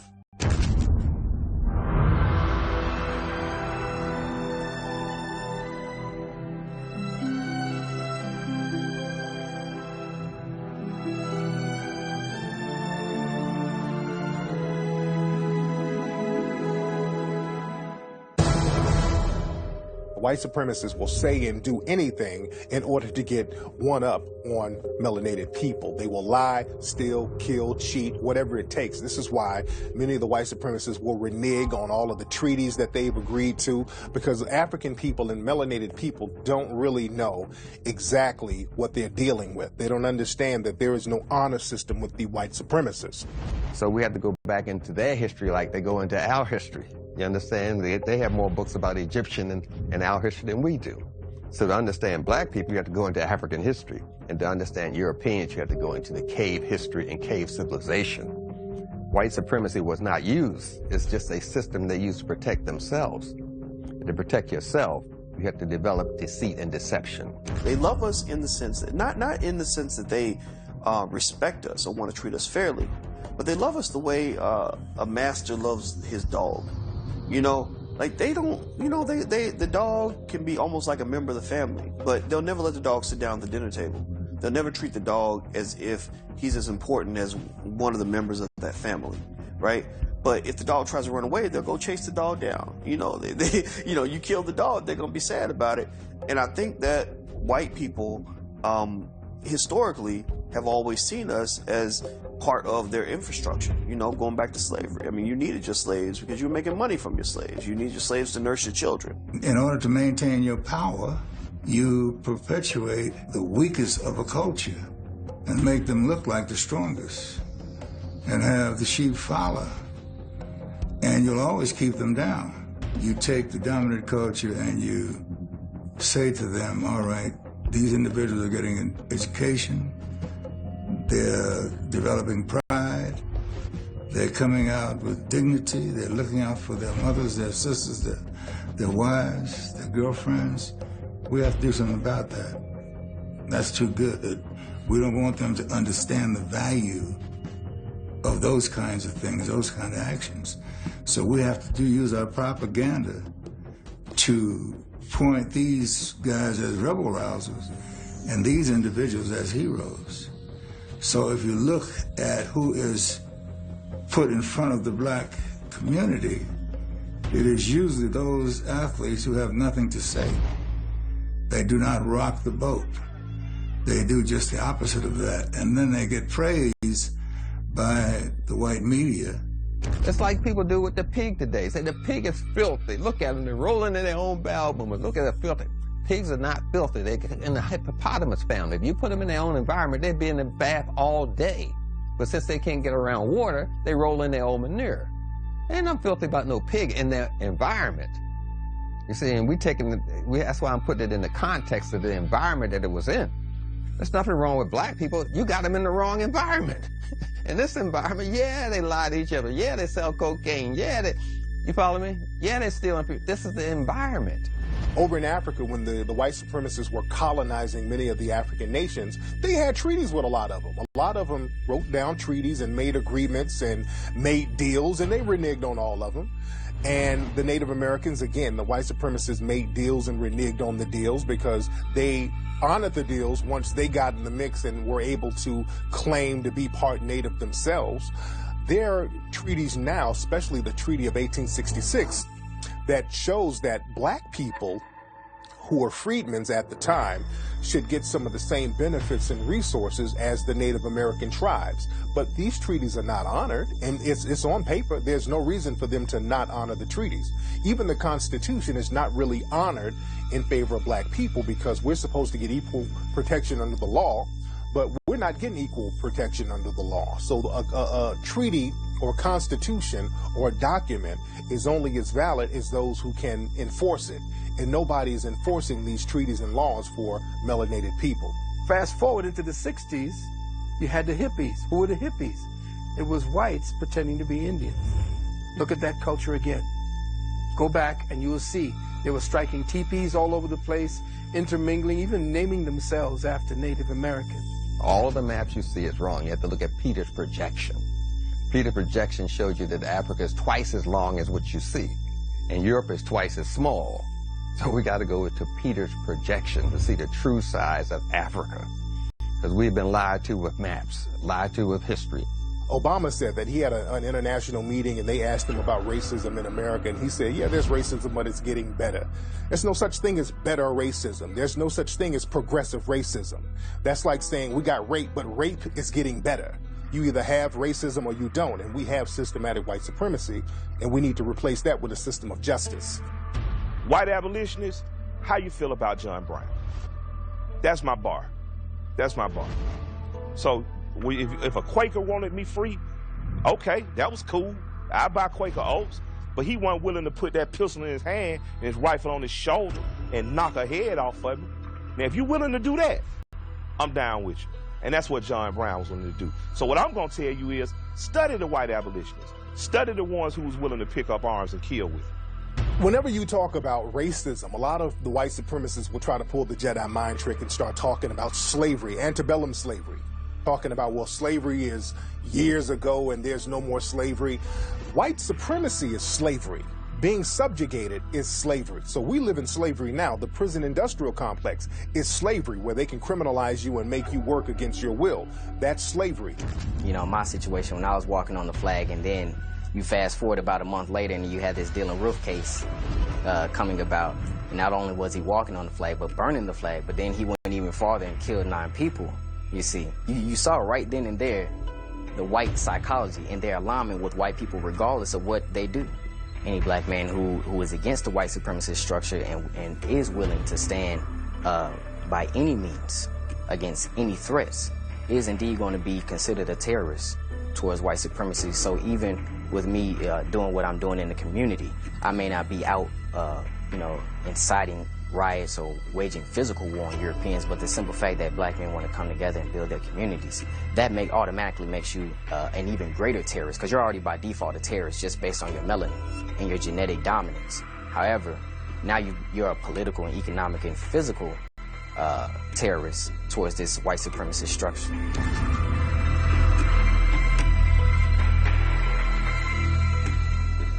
So Spingarn worked in concert with the United States government in order to give them the list of African Americans who were part of this organization, who the government believed was subversive. So on one hand, you've got people like Spingarn who are funding this organization and using it as a front to identify the thinkers within the black community so that they could be effectively neutralized one way or the other. But for them still to give the Spingarn Award to black people, when Spingarn himself was turning over the membership list to Army intelligence. That's deep right there. And that's white. That means you're addicted to white supremacy right there. They exist, and they've been in the NAACP, and they've been in the National Urban League, and they were in SNCC, they were in the Black Panthers, they were in the Nation of Islam, and they were in Dr. Martin Luther King's movement. They were there. And they will be in every other movement. The question becomes, at what point does the masses of our people become so strong that their presence amongst us does not matter? And that's when you're going to make a change. Because Malcolm was real clear. The one thing about Malcolm is that you never had to send an agent in on Malcolm, because Malcolm would tell you to your face. See, you didn't need someone to spy on Malcolm, because Malcolm wasn't covert with his stuff. He was in your face telling you exactly what was going on.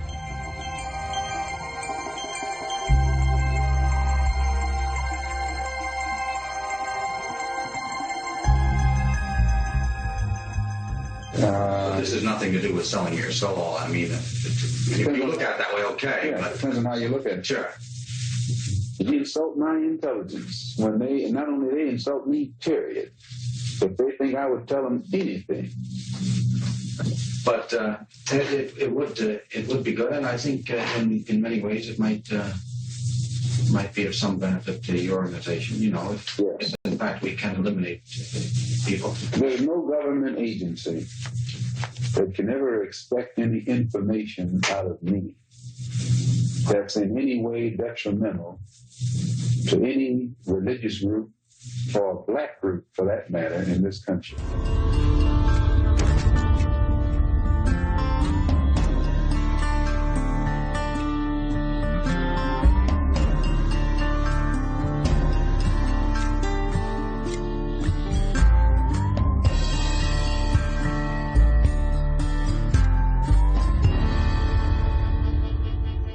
So there's always been some type of backlash for any illusion of progress for black people, because the white supremacists, they judge their well-being on how bad black people are doing.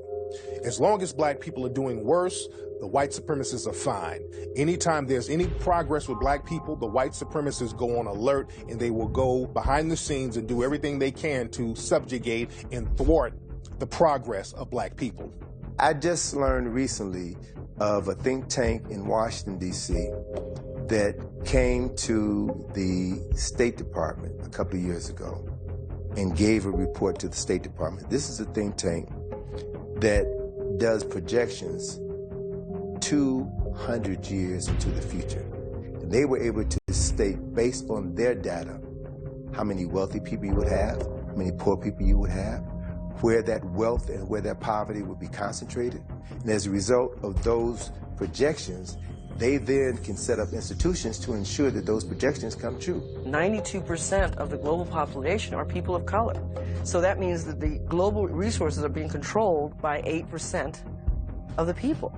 I mean, but if we start to think of ourselves in this way, then it becomes really insidious in how systematic this has been built to convince people around the world that they are minorities.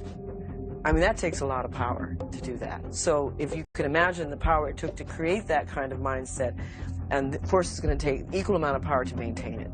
To get a banking, to be able to open a bank, the kinds of things that a black person would have to go through to get approval versus what a white person or even other foreign nationals would have to go through is extraordinary, you know, because our approval is predicated on the whites who are sitting behind the desk seeing us as their competitors.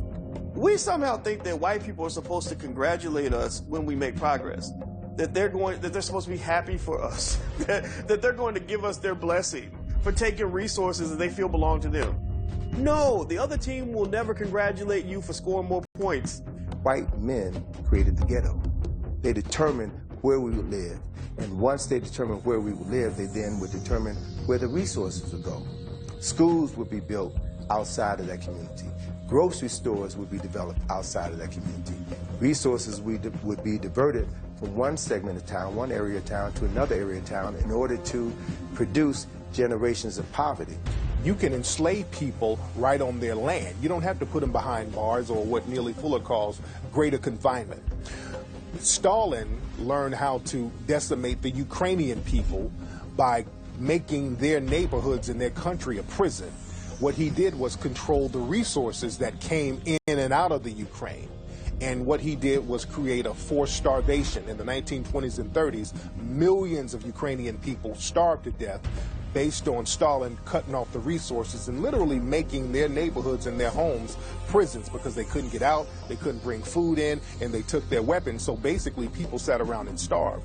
And they still do this now in black so-called areas around the country. They control the resources that come in and out. They don't allow black people to get certain jobs. They don't allow black people to get certain education. And they understand that this creates a prison. White supremacy is a prison. White supremacy is slavery, and people are negatively affected from that prison slave system. Keeping a control over their inheritance. Simply just in occupying these institutions and not allowing blackness in any way possible. We got the Voting Rights Act passed. We got the Desegregation Act passed. We got the integration of the schools, which I didn't agree with, passed. And there was a backlash. That backlash was economic. Because they said, okay, we got to let you in the schools. Government fan, we're going to do that. Okay, we got to let you vote. We'll do that. But the one thing we can stop you from doing is making capital at the most basic level. So all the jobs y'all are doing, we're going to open our borders. And we're going to bring in 12 million people who we're going to call illegal immigrants. No nation in the world allows that to occur. 2 Americans go to Mexico today, like the young white man, the Marine. He stumbled across the border and they threw him in jail. Another way that the white supremacists will deprive resources is to create all-white unions. This is why all-white unions were started, to keep black workers out of the workplace. And this is why a lot of lynchings were happening, because a lot of black workers would go to these cities and they would be strike breakers. These unions would have strikes, and the company owners would bring in black workers, and the white supremacists would just lynch these people and run them out of town so they couldn't take those jobs. And there's nobody that really does anything about that. In many cases, that power was supported through violence. If you tried to challenge the labor unions, you might get a baseball bat upside your head or a bullet in your back. And to this day, when you go on many of the jobs that I see in this city, I almost never see African Americans as a part of that, and that's just incredibly problematic. There was a cigar company that had on the box, "These cigars are made by white union men." So they would brag on their products. This product was made by white men. That product was made by white men in the union. So they would brag about having all white unions. You never educate a person you're going to dominate. That's a no-no. You train them. So we're trained to hold jobs. We're trained to be taught a certain way. We're not trained so that you can begin to create. And yet, blacks create everything you can think of. You go back through the list of inventions by a black, almost everything you find out there was invented by a black person. If you look at Koreatown, 10 years ago, 15 years ago, it was like this. Now it's bigger than our surroundings, because the Koreans didn't mind saying this is Koreatown. Koreans will deal with Koreans. Where black folks said we will keep struggling to deal with white folks. When we begin to focus on wealth like every other ethnic group, I'm not telling you to reinvent the wheel. This is not rocket science. Take care of your own first. Employ your own first. Do what every other ethnic group has done. And that's the key to success and financial growth and development. We have to regain the pride that comes with institution building, because institutions are the only way you can support the masses. You can't support the masses by integrating into a pre-existing system, especially one that's designed to oppress you, because no one's going to let you move into their house and move around all the furniture. They're just not going to do that. Where they just ran highways and freeways right through the middle of the black city. Moses wasn't the only, he did it in New York, he did it in the Bronx, he did it in Queens, but they did it in Miami. They ran the major highway right through the black community in Miami, broken it up in 4 pieces. And now they have 4 different little black sub-mayoralties running those communities. They did it in Jacksonville, Florida. They did it in South Carolina in Myrtle Beach. They ran Highway 17 straight through the black community and wiped it out. Wherever there was a prosperous black community in America, they used the concept of new freeways and stadiums to displace and misplace these people over the last 30 years.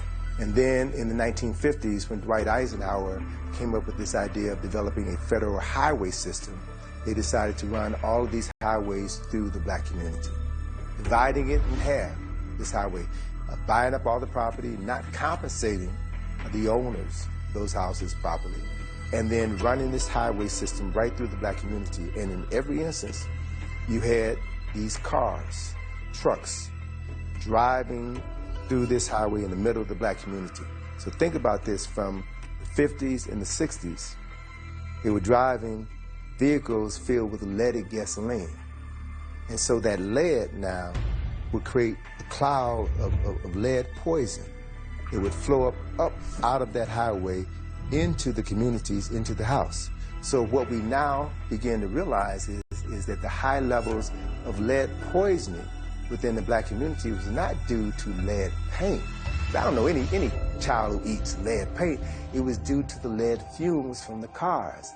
That's why they began taking the lead out of automobiles, because it was not only affecting black folk, it was affecting other people within the community as well. So when we began to look at targeted extermination, public assistance should be a stepping stone. And I do understand that there are so many members of our society who are in need of help and should get help. But when you get help in the way in which they're giving us help, they then can control you. Like, for instance, now they're passing laws where if you receive public assistance, you can't use it to go to the movies. There are certain foods that you cannot buy. You can't buy lobster. You can't eat out. They're saying if we're going to give you money, this is what we're going to do. So they control and they contain you.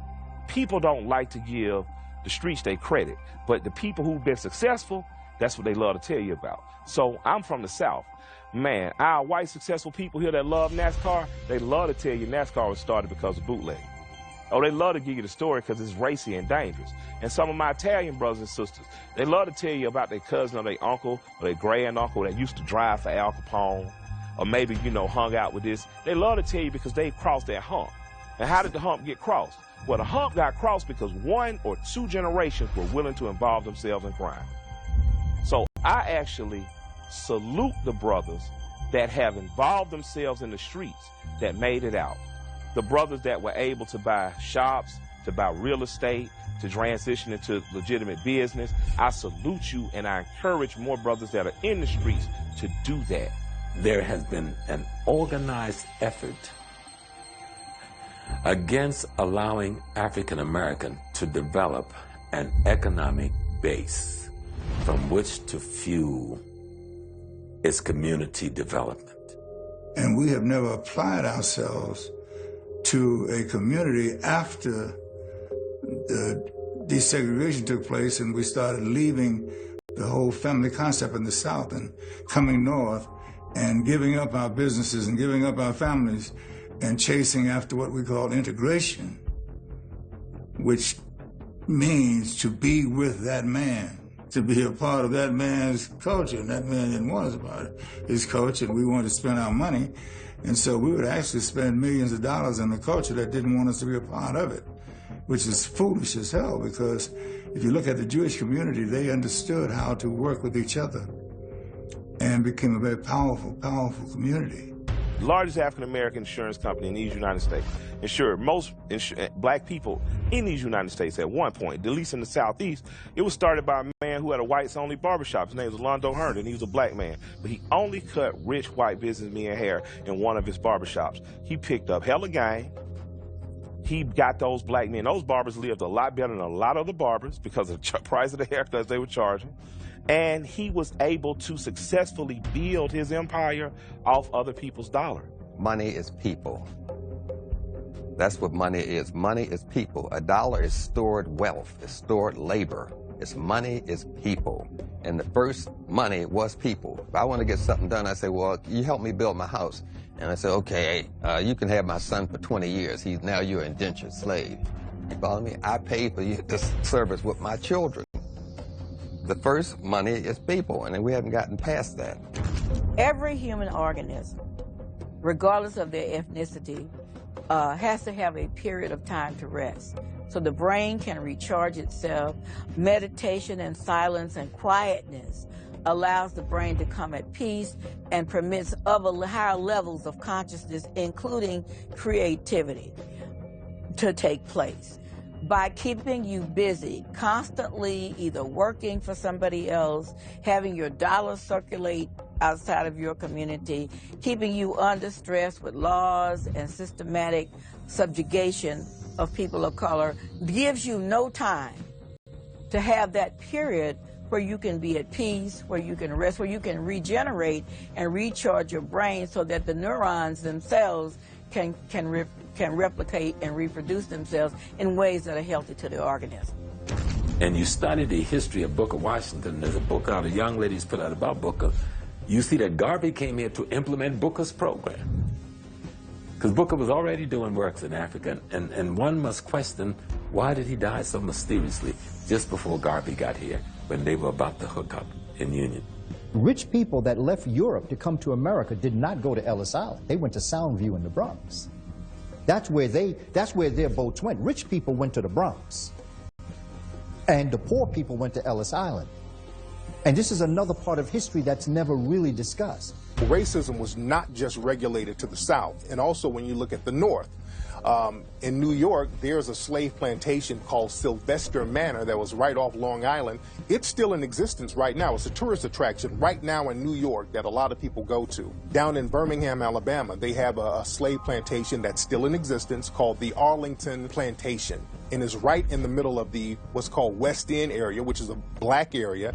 And West End has gone through so much gentrification that the place now is just decimated. There's dilapidated houses, and around all this degradation, there's this sprawling, bright plantation. And when I went there to the Arlington Plantation, which is on Cotton Avenue, by the way, the name of the street is Cotton Avenue, and I'm there, and across the street from it is a housing project. And outside the housing project, there's a lot of black people, poor, begging.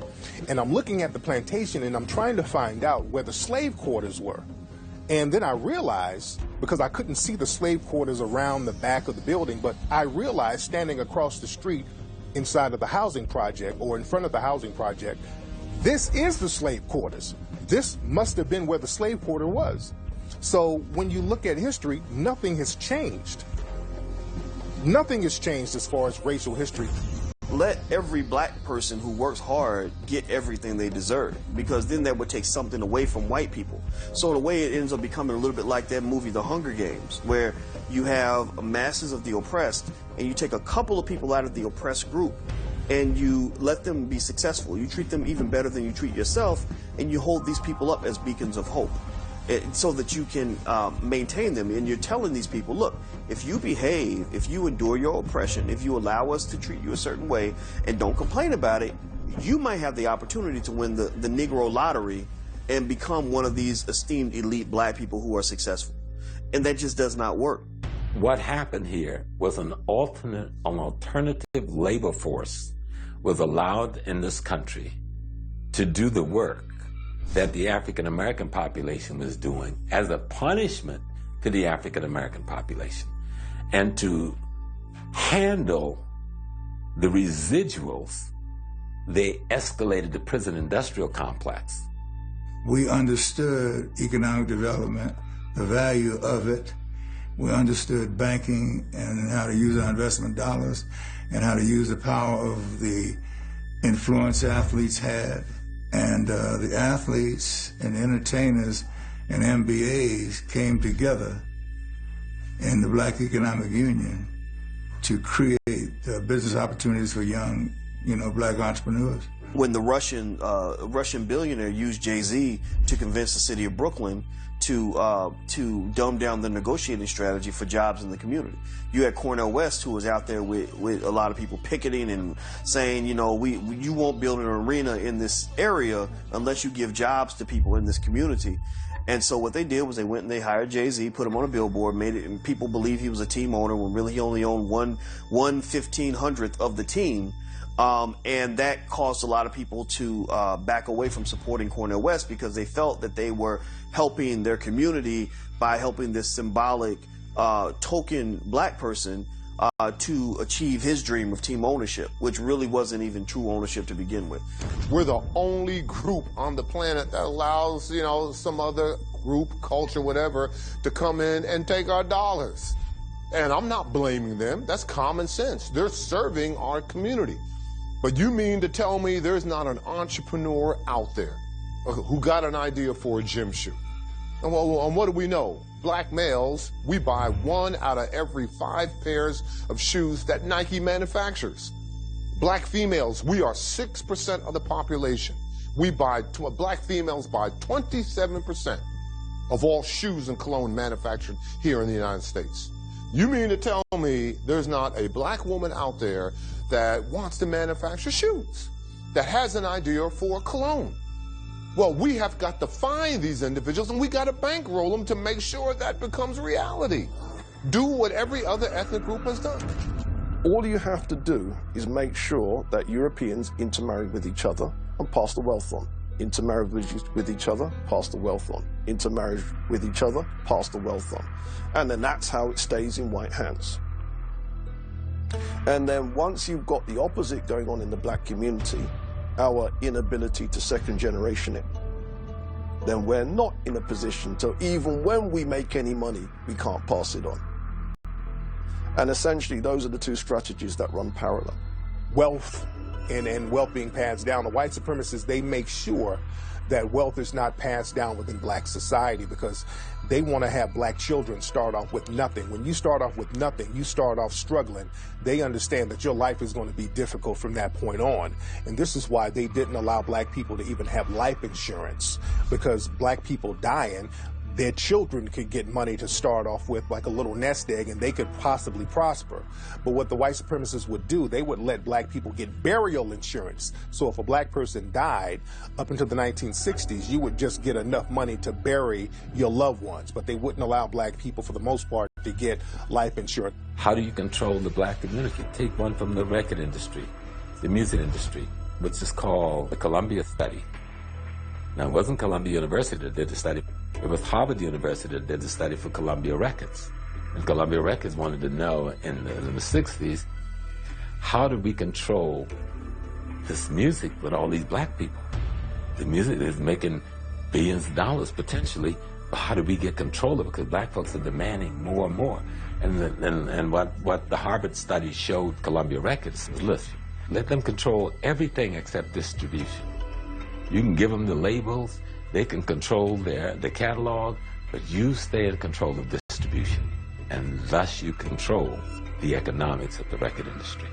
You're going to have to restructure your thinking, and you're going to have to say, okay, what's valuable about me? Well, what's valuable about you is you are African and American, which means you have a face that'll give you a pass anywhere in the world. Man, you don't know the feeling as a black man until you get off a plane in Europe and people look at you like you God, for real. Like, I'm not playing. They look at you like, what you do? You're special, you're Nigerian, you're a doctor, you're an athlete, what do you do? But you walk with a different step, a different pride.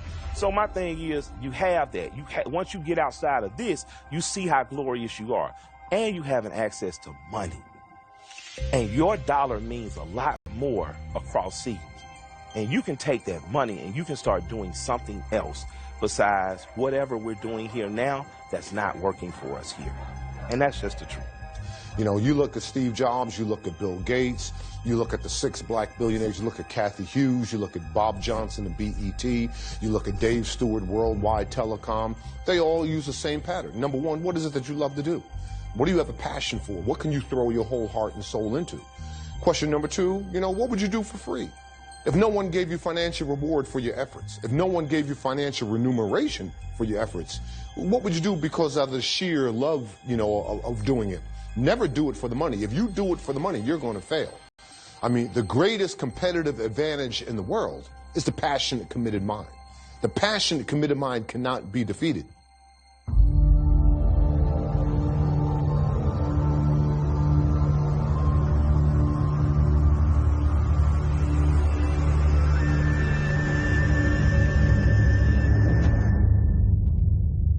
The white supremacists like to show dominance is by using sexual exploitation. People who are dominated socially can be dominated sexually. Sex is a way in which you show your domination. It's like a male dog gets on another male dog and humps on him.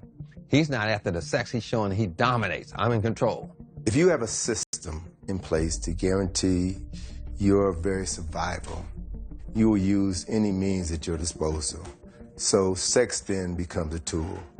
This whole idea of creating a mulatto caste is designed to create a buffer between the whites and the blacks. You give more privileges to this mulatto caste. Even Chancellor Williams, in his book, he was claiming that due to a biracial population which came about from Greek mixing with the indigenous African population there, it rose up another army which fought against their African mothers and fathers. In Africa, when the Europeans came in, the Portuguese would mate with the Africans, and their offspring would be called Lancados.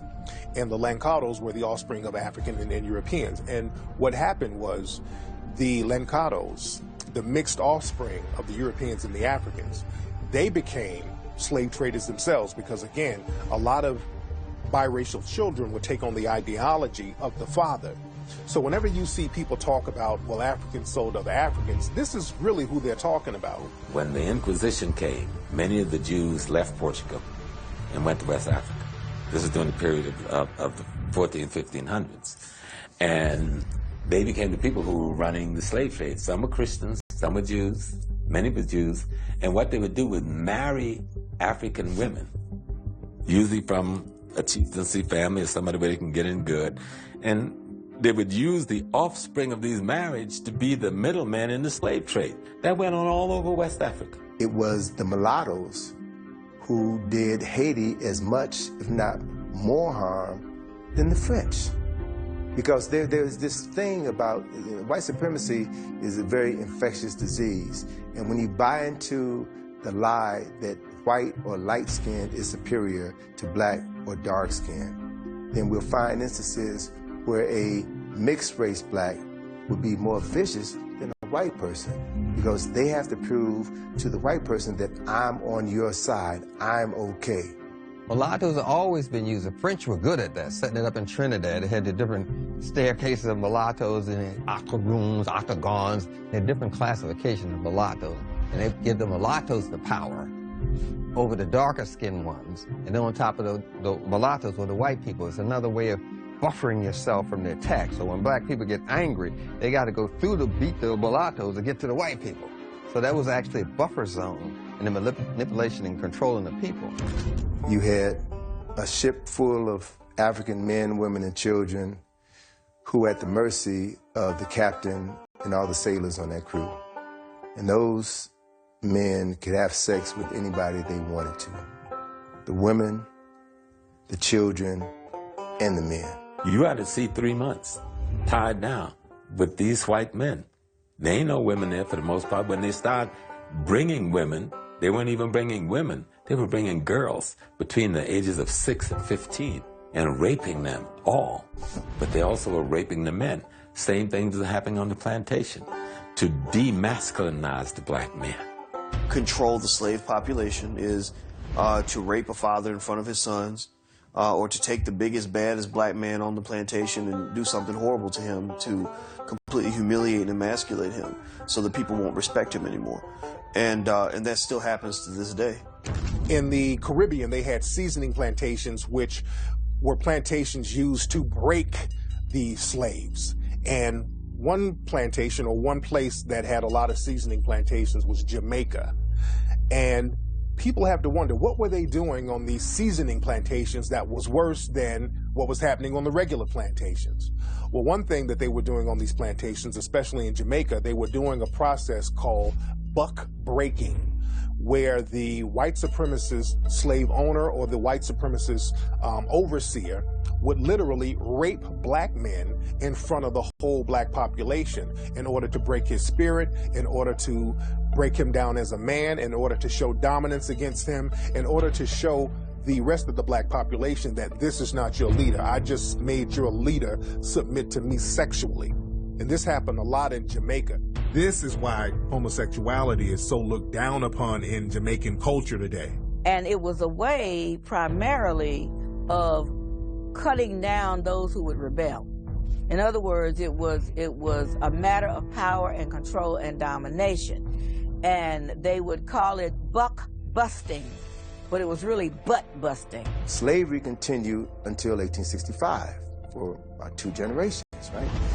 So how do you reconcile that? You can no longer bring in Africans, but you still have the business of slavery. So they still needed Africans to do the work down south, especially after the cotton gin was invented. So you had the creation of breeding farms. 2 of the largest slave breeding farms in the United States were on the eastern shore of Maryland and right outside of Richmond, Virginia. They literally bred black people like cattle. They would have a strong black man have sex with a healthy black woman. That woman could be his mother, his sister, his aunt, his cousin. It didn't matter, because the end product was produce a child that I can sell, bodies that I can sell and ship down to Mississippi, Alabama, Georgia, South Carolina, North Carolina. It was a business. We had breeding farms in the United States that would put one person from one plantation against another. We even had a system where if you were a breeder, male on one plantation, and a female on another plantation, or even on the same plantation, even if you were mother and son, they would mate you. And so I tell a lot of my patients and a lot of my friends, you got to stop using the MF word, because that was a description of what actually happened when the paper bag would go over the head to put one breeder against another when they were related. Incest. Take the Eastern Shore of Maryland, for example, right? Most people live within a 50-mile radius of where they were born. A large percentage of the people who lived on the Eastern Shore of Maryland during this time of these breeding farms migrated to Baltimore. Baltimore, Maryland is the incest capital of the United States of America. And according to statistics by my colleague, Dr. Patricia Newton, who's a psychiatrist in Baltimore, in that area in Baltimore, Sandtown, where you had these recent rebellions, 9 out of 10 black women in the depressed parts of Baltimore, 9 out of 10 black women have been victims of incest. In the same area, 7 out of 10 black men have been victims of incest. Watch the news channels here in America and see how many mixed-race black men and women are forecasting the news in America today. Don't miss it. Don't miss who's on the television screen talking to us. That black-skinned woman or man is peripherally there. This mulatto, who I don't blame for their condition, but if you accept that role in society, then you got to take responsibility for what comes from it. You saw in the movie Precious, right? Monique won an Oscar for her role in Precious. Incest, she had sexual relationships with their own daughter, right? Her daughter was sexually molested by her father in the movie. When Monique was on the Oprah Winfrey Show talking about that film, she talked about the fact that what helped to prepare for that role was her thinking about how she was sexually molested by her own brother, right? Oprah had Monique's brother on her show and asked him point blank, did you know what you were doing when you sexually molested your own sister? And he said, well, I was sexually molested by my uncle ever since I was a little boy. I thought this was natural. Everybody did it. So we look at the socialization of deviant behavior that was set in motion over 100 years ago that is still playing itself out in our communities right now. So until we can understand our history, until we can understand the pain that we're still going through, the mental anguish that we're still going through, and begin to realize how that shapes our thinking, our speech, and our actions today, we'll never be able to heal ourselves or effectively deal with the problems that we still have in our communities. Because there was once, back in the days of apartheid, a professor came forth and stated, we cannot love you, African man, because to love you would mean that we would die. Because we gave him the keys to the castle. I said, what's making these people so powerful? He said, family. I destroyed the family, I destroyed the empire. So they sold your mother one way and your father another way. They destroyed the family. That's what destroyed Africa. So we had to build family. A black man and a black woman in love, raising a healthy child is the most dangerous thing on this planet. We're looking for a gun. The gun is the relationship.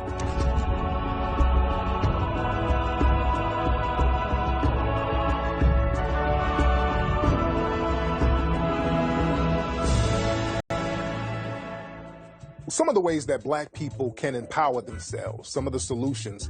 One solution is what I call the CMB mentality. The C is basically you got to get a code of conduct, a way you think, a way you do business, a way you interact with other melanoid people. So we have to, first of all, condition our youth and insulate them with knowing who they are, not what someone else has described them to be. We have to not permit everything and everybody to come in and define us. You know, we take on the definitions of others. And unfortunately, those definitions were never designed to make us be empowered. Dr. John Henry Clark used to say, you never expect powerful people to teach powerless people how to gain power. Oh, yes, you do need to vote locally because you need the type of characters that you know in office. You need to have somebody on the city council you can yell at. You go to church with their mama. And the only way that's going to happen on the zoning board. Okay, you got a business you want to open. Man, you can have your homeboy run for office, get on the zoning board. You can do that. But you got to understand politics locally. You got to go to your PTA meetings. You got to go to your neighborhood association meetings. You got to go to the city council meetings. You got to get out in your community again. Estrange yourself from the Republican and the Democratic parties. Create your own. The Democrats and the Republicans are two fangs on the same snake. First, you can't learn all these things in the public school system, and that includes college. You have to learn on your own outside of the system. You have to do your self-education, your self-evaluation, which means you're going to be lonely because nobody likes a smart Negro. I mean, if you're trying to be intelligent, talk about your history and be more aware, you're going to turn a lot of black people off. The loneliness will drive you back into just getting a hair relaxer, you know? The loneliness of being intelligent. One of the challenges that black people have had is that our very psyche has been fractured through slavery, colonization, segregation, discrimination, Jim Crow. No people on the planet have gone through what we have gone through. So we've got to recognize that as a fundamental reality. That still shapes and drives our consciousness. So we are dysfunctional people. You know, we've been programmed to be dysfunctional. So it's going to take a special type of concentration of thought and energy in order to prepare our psyches. So in that context, we also can see very clearly that no people on this planet have gone through what we've gone through and progressed to the extent that we progress. So that to me is an indicator that there's something in us. There's a presence, there's a power, there's a spirit, there's a force, whatever you want to call it, that's in us that has protected us to some extent. Despite all the negativity that we've gone through, something has protected us and allowed us to make something out of nothing and rise to the top despite all the opposition in our way. Know who you are, know the people you come from, and be clear about where you're going. And make sure that you leave something behind that's worth remembering. We have to start to look at education. We have to begin to educate our own children. You know, people say, can white people teach black children? Yes, they can. I've known many good European math teachers, good science teachers. My problem is that they should not teach children. My challenge is we should be teaching them. That's my situation, and that's why I've taken full responsibility as it relates to the work that I do to educate our community and to educate our people and specifically our children.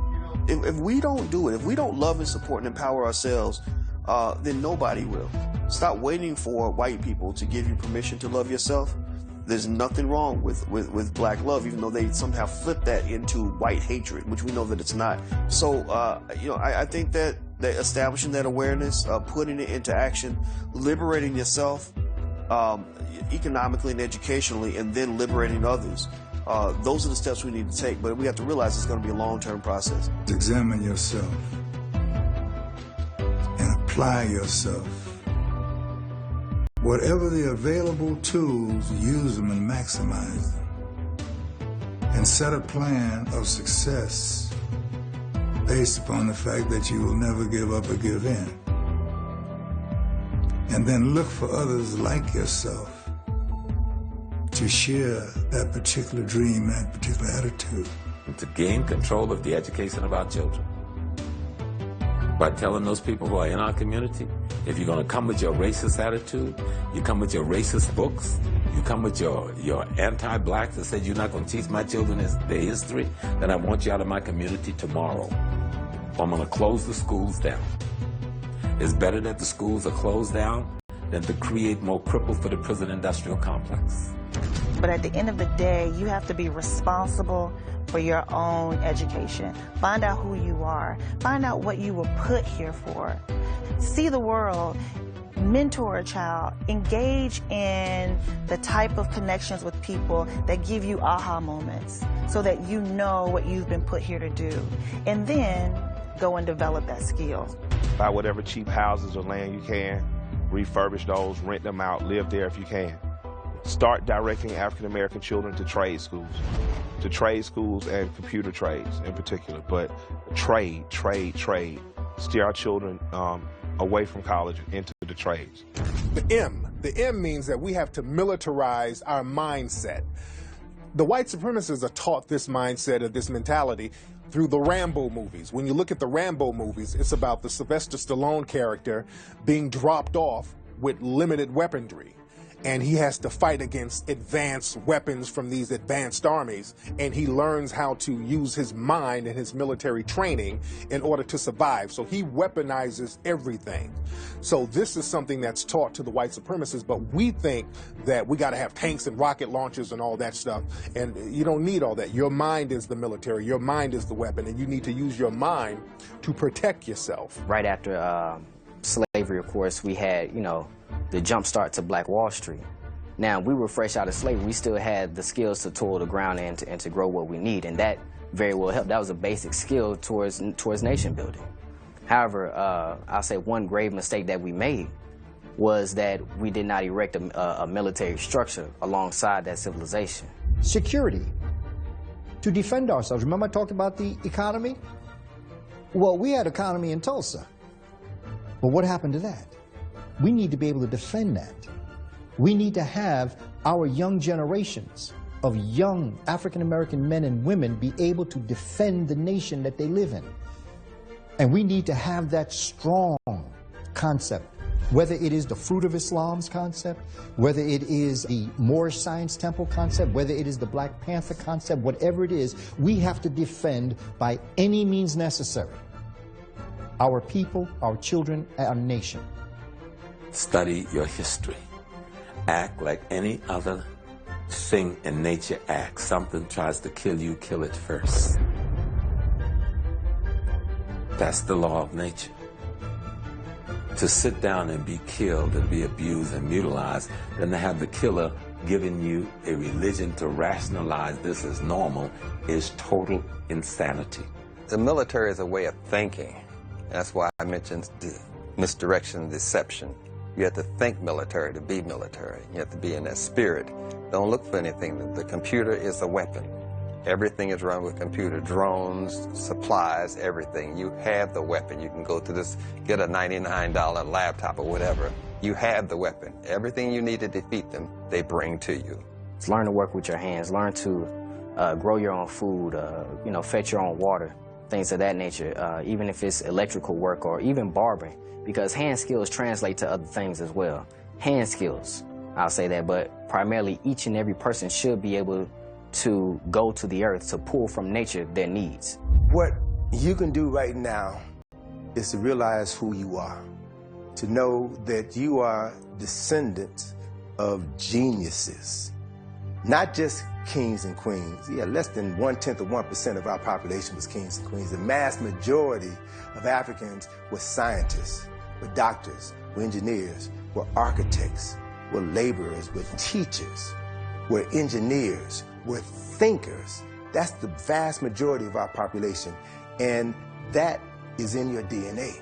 That's in your DNA. We carry that with us. So this system, in order to maintain itself, has to suppress that innate genius that's inside of you. As surface football was, as segregated as it was, in my final year, I was the most valuable player of the league. I wasn't sitting down complaining about not having an opportunity. I applied myself till I was desired to on a level that they didn't mind giving me the MVP award. I told my students in my class last spring, I said, I'm gonna give you $20, and I want you to go to the store, and I want you to get me $5 worth of lack. I want you to get me $10 worth of scarcity. I want you to go ahead and get me £1.5 pounds worth of poverty.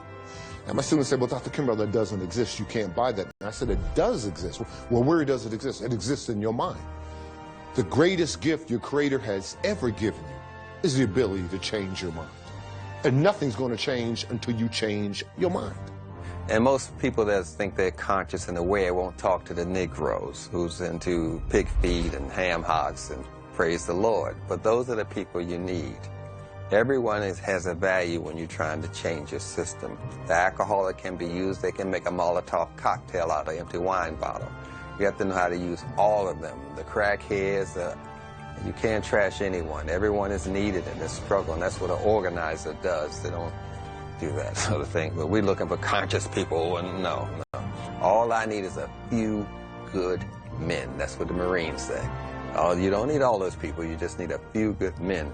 Black women are in the forefront of this movement again, and it's a return of what's called the Black Goddess force, the Black Goddess concept, and that is in direct opposition to the male God concept. Now, the only way this dominant energy that's hell-bent on destroying everything and everybody could be neutralized is an equally powerful and opposing force, which is now coming in the form of the black woman. So that's the era that we're moving into. And nothing that these white supremacists do can stop that. We have a lot of young people who are victims of sexual abuse, who are victims of physical abuse. That has to stop.